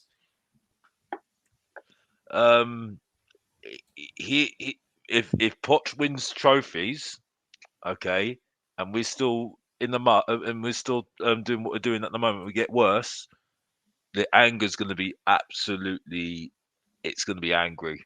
Sorry, I have to say this. Why though? Because he's at a club where he's going to get backed massively. Yeah, I agree. And listen, that makes it worse. It makes it worse. It makes it absolutely worse. And because Daniel Levy hasn't given us a reason not to forget about Poch. That's the problem. If he gave us a reason, gave us a manager, maybe like, for instance, if Graham Potter comes in and does better than what Poch did, we completely forget about Poch. We completely forget about Poch. I've forgotten about Poch. I don't know what we're clinging on to. Like, I feel like we're the only club in the world that looks at finishing second or getting to finals and really clings on to that. The other clubs, they don't ever talk about finals they lost or finishing No, second. I don't think it's about. Never. I don't think it's just about the finals, though. The Savva. I think it's what he done. He brought the fans together. I think he did things that we never thought we were going to see ever before. Because before then, like I said before, we weren't really achieving what we were achieving under Poch. Now, listen, he ain't coming back, right? Okay, whether we like it or not, he ain't coming back. Yeah, because I think if he does well at Chelsea, is the sky is high, because for me, Real Madrid's going to be calling for him. You know what I mean? So Yeah. he's good. He's not coming back. So that's for me, he's done. And I think you're absolutely spot on. Why would he want to come back to Tottenham to Daniel Levy when he got sacked and got treated so badly? What he did as well. Yes, he did make mistakes, but he should have got what he needed as well. Okay, Yeah. Whether we agree on it or not. But the fact is, Daniel Levy since then has not given us a reason to forget about Poch. He hasn't moved the project on, so we can revolutionize the side, where we can forget about Poch and forget about everything he's done and think about what the new manager's done and the new philosophy with the director of football. Hence why I say bring in a Potter, bring in a Rangnick, and then you start the plan off, and then you're starting saying, this is what we've got right now, and this is where we're going to be heading, and that's it. You see what I'm saying? I hear you. I hear you. Ash, let me come to you just quickly. I agree, Scott. I agree. We don't always agree, Scott, but I agree with you on this. And the idea of bringing him back, Spurs, always a terrible idea that would achieve nothing but a PR boost to Levy. I completely agree with you. There's nothing to suggest that he would come in and want to be here. And Glenn, absolutely. People who act like Poch is a legend is an insult to the greats like Bill Nicholson, Keith Birkinshaw, and Arthur Rowe. Absolutely, Glenn. When people talk about best managers at Spurs, I don't ever want to hear Pochettino's name mentioned. He's not in the running. He didn't win anything. Ash, Poch going to Chelsea. Are you bothered? Are you not bothered? Happy for him? Oh, it's magic. Oh, no. You know. No. Hey, listen. That's No. what all them fans there that were singing that song, they're in the mud. Because that's all we used to hear, bro. That's all we used to knee high. That's all I got to say. But I, like, with Poch, go back to Alex's point, it was like what Klopp did for Liverpool before the trophies came. Because remember, they got to finals. Liverpool got to finals under Klopp, but they weren't winning it. Do you understand? So it was that transition where Klopp just needed one or two world-class players, or one or two or three players that could just push him to that next level. That's what never happened with Poch. Remember, players wanted to leave. We needed a refresh. He said it. It's getting stale here. Like, I need to move players on. And that's the reason why fans were like, it was the first time. Remember, Brighton. If you look at Brighton real quick, everyone loves Brighton. That's what Tottenham were under Poch. The difference was we were third. We went from fourth, third to second. Do you understand? So we weren't far off. And even in our worst season, we were fourth. Even though it was, we didn't have a away win in however many games. You have to look at that period. I think it was like 2 or 3 years. I know the start of it wasn't that great and the end of it wasn't that great, but everyone remembers the juicy pit. It's the style of play. It's the football. It's the young players. And also it's the academy. It was getting those youth players through, because it was before we had... Sorry, who? I'm going to dispute that. Which youth players did he bring through? Not the academy, but what I'm saying is the introduction of young players. So like bringing like a Dele Alli, that kind of gave the academy hope. Oh, there's a pathway. All right, cool. So then all of a sudden in academy, there's a philosophy, there's an ethos, and he brought that. He was talking about philosophy. I never really heard about philosophy before Poch in this club anyway. He started talking about philosophy, and we're like, okay, cool. Style of football and identity. And people understood the brand of Tottenham. Non-Tottenham fans knew about the brand of football. And he was the one that was originally bringing the press. Do you know what I'm saying? Players running forward. Like, do you know what I'm saying? Like those jets. You know those jets that just go in the sky? Zoom, zoom. That was like Tottenham. You get me? So I understand why the fans are like, bring that back, because we were that close. We weren't far off it. But obviously we dropped back and he never got back. And no one wants to see Poch back under this type of leadership or this tenure. And Poch, I think that's it for me, Ash. Though, like so many people, like in the chats for weeks and months, has just been bring back Poch. But why would those people want to bring back Poch in a worse scenario than when he left. Like, you know, you think from when he left, Kane is 4-5 years older, however long he's been gone. You know, Son is now 31 or whatever he's going to be. You know, Alderweireld's gone since then. Rose has gone since then. Vertonghen, then, do you know? And this is not the Tottenham that Pochettino had firing, so to speak, and that's why I don't understand why people want him back. Sorry to cut you. Did he right. take over Sherwood as well? Wasn't Sherwood like that we finished like 6th or 7th in that season, and we were underperforming with like Adebayor's, Soldados or whatever, and the players weren't really pressing yet. He just came on and he just started cutting the squad, getting rid of players, and it took him a season or two to get the squad that he thought was ready, and then kind of move on. I think that's what it is, because we're in a position where we are. We're up 6th, 7th, ironically, and I think fans have that small piece of hope that, because it was under Levy as well, funny enough, that he could maybe do the same thing again. Whether they're deluded or not is up for debate. But that's what it is, bro. And then the last point I was going to say, I can't remember. So over to you, Phil. I forgot. This is going off my head. I had another point, but it's come back in, Ash. If you remember, come back in. Yeah. Listen, Savva, I think there's two things here. Like you, and it's only been listening to the illustrious panel and yourself talking about this occurred to me. Yes, the club isn't where we were when he left, but we're probably better than when he started. And are we? Yeah. Are we though? I think we're worse. I think we're massively worse. You think when he came in, Phil, and 7 of that famous, I say the famous 11, I hate the fact that I say that because they didn't win anything, right? But 7 of his 11, yes, he coached them, but they were already here. He already had a top. But what I'm saying is he had to get rid of a lot of troublemakers, the people like Adebayor and Kabul and all these players. But he had good players to work with. Look at Eriksen. Look at Moussa Dembele. Look at Eriksen.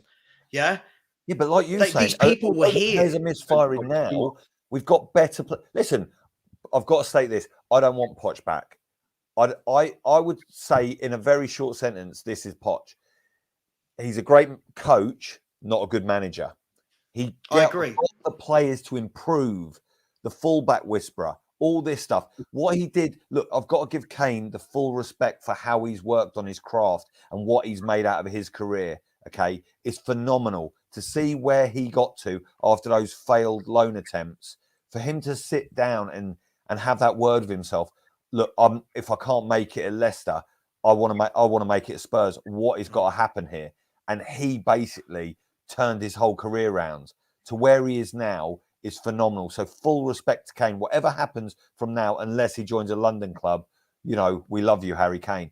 But players, what he did on the training pitch just to get them all to that razor sharp fitness. Dembele dropped a few pounds. Kane dropped a few pounds. And all of a sudden... But that's not here now, Phil. That's the point. No, the point you said was, we're better than when he came in last time. I don't see it at all. No, but we're better than last time he came the point I'm trying to make we're a mess. Yeah, of course. But the point I'm trying to make is, if we didn't have the baggage that we've got with Poch now, if his name wasn't Pochettino and it hadn't been with Spurs, but he'd done it with someone else, like Brighton, right? He'd be the first name on the list of people to call. Sure.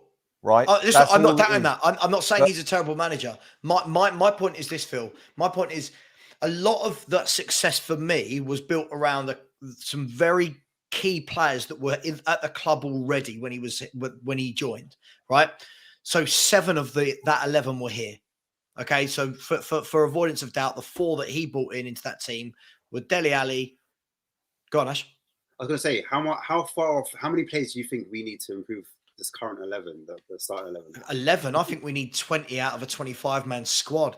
I think this is an awful squad. I think this is absolutely shocking. You don't think Bentancur, Bissouma could work in the 2, or possibly like you don't think like a better? I hear what Sav is saying. That's why he links to my point about the chemistry of the team. That's why I'm saying it's absolutely. He needs I've got to say this. Look, hang on, guys. I've got to mention the key player. I need to get this in. The key player for me that he had when he joined, right, was Christian Eriksen. Yeah, I agree. Which is one of the biggest things I think Spurs have missed, funnily enough, since Christian Eriksen left. We haven't had anyone that does that job. Like I watched Arsenal today in the first, not so much the second half, first half. Everything they do, balls into Odegaard, laying off to the right, laying off to the left, trying through balls. That's what our Eriksen was. And add to that Dembele, who's 10 times the player of Basuma and Bentancur. Don't care what anyone says, 100%. right? Listen, I just feel like what he came into there, I think, as you said, Phil, an amazing coach. I question his management, but I think an amazing coach that worked with them. I look now, to answer your question, Ash, I look now and I don't see the makeup of what he had to work with. And obviously that's hindsight because we only know it since he worked with them. But we've got to get there. I feel he'd be on a hiding to nothing. Though, haven't we? We've got to get that back, haven't we? Wing backs, Danny, Walker. I don't know. I'm just saying. No, possibly. Listen, it's all hypothetical, right? Because he's not coming. But I just feel that his actual signings, and this could open up a can of worms because we could say, well, hang on, that was Hitchin or it was Levy. But I feel his actual signings weren't great throughout the tenure of him being here.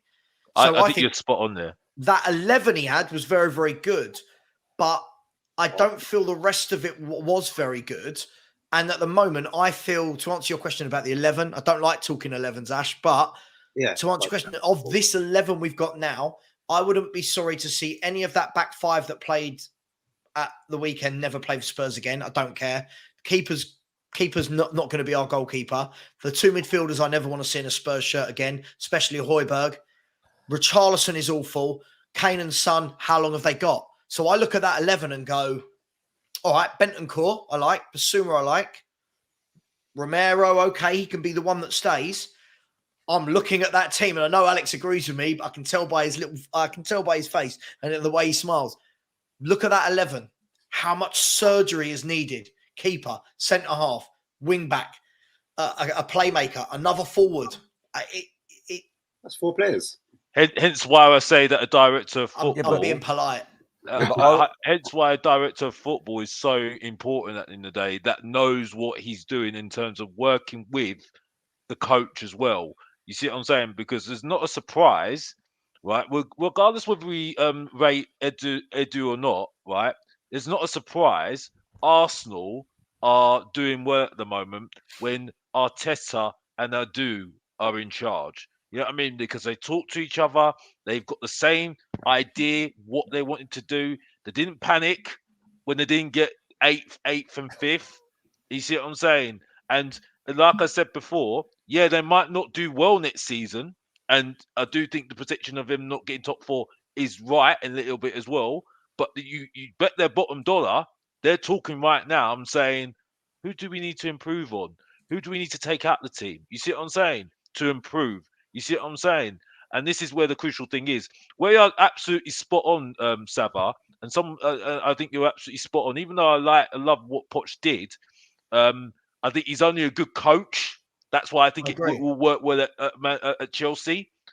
Him buying the players in, having the decision of making the play and getting the players in, though, he's the director of football to make that decision for him, though, because he ain't very good at spotting doing it himself. And Alex, that's why I think he's going to be excellent. I do think he'll be brilliant at Chelsea because, as I said before, if you look, Chelsea have tried to do a kind of rebuild in 1 year, right, which is crazy.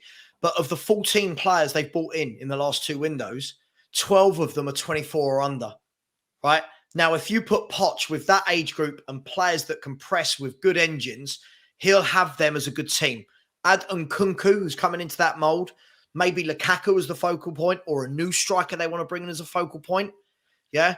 I think he'll work wonders with them if they give him a year to get his approach across. And don't be surprised if that's Harry Kane, by the way. I just think the difference between if I'm Poch, I don't know Pochettino as a person, right? I don't know him. But if I'm Poch and Levy's here and Bowley's there, 2 clubs in a mess right now going, hey, come and join us.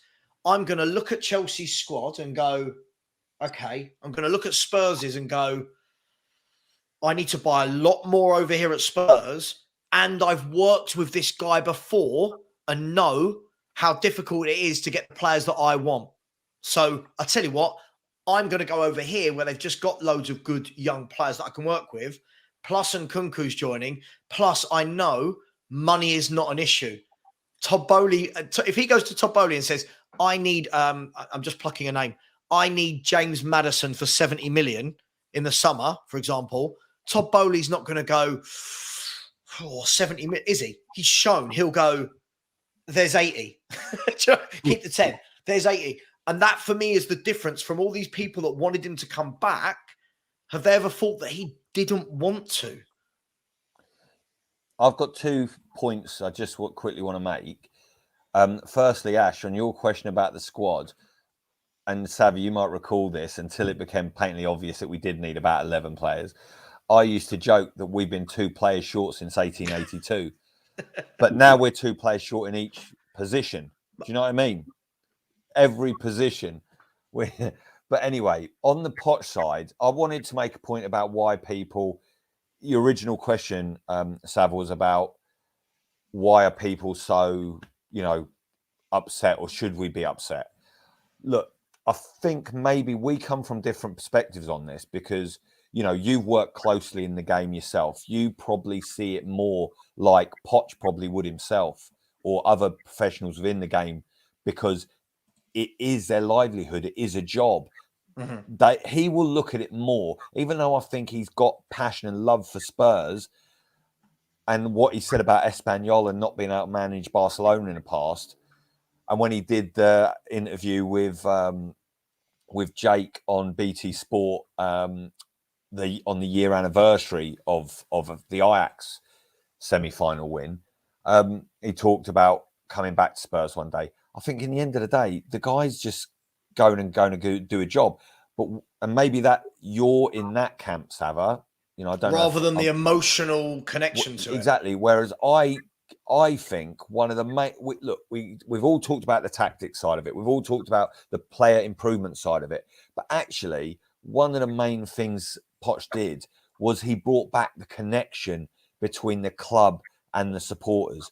We saw the vision. Like you were saying, Ash, what do we want to see? We just want to feel good about going and watching a game of football, about being entertained. We pay a lot of money to be entertained in that Russell Crowe style. Are you not entertained? Gladiator, 2000, have a watch. That's what we want to feel. And we felt that under Poch. We thought that it was us against the world. We could actually do something. Obviously, it didn't happen, but the connection was there. And now you see the person that brought about that connection and was in our dugout at the Battle of the Bridge actually going to be the manager in the other dugout next time we play at Stamford Bridge. Are you having a laugh? Listen, it's a massive kick in the teeth on an emotional point of view when we are already at an awfully low ebb. Can we get over it? Yeah, we probably will. But I'm gonna throw this out there, right?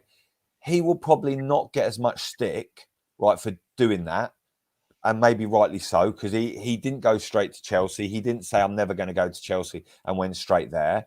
But in the end of the day, look at how Sol Campbell's been treated for 20 years for what he did for his career versus what Poch is now doing for his career.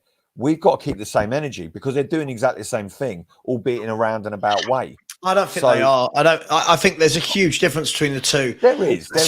Sorry, yeah, guys, I need to. I really need to wrap this up. So listen, we can do this next Sunday night, no problem.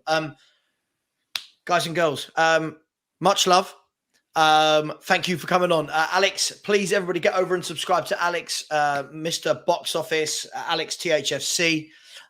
Please subscribe to Ash Matic over at Southview Coys.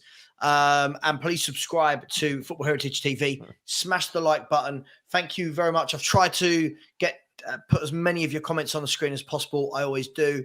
But hey, it is what it is. Listen, Spurs can ruin our week, I'm sure, next week. And thank you very much. Cheers, guys.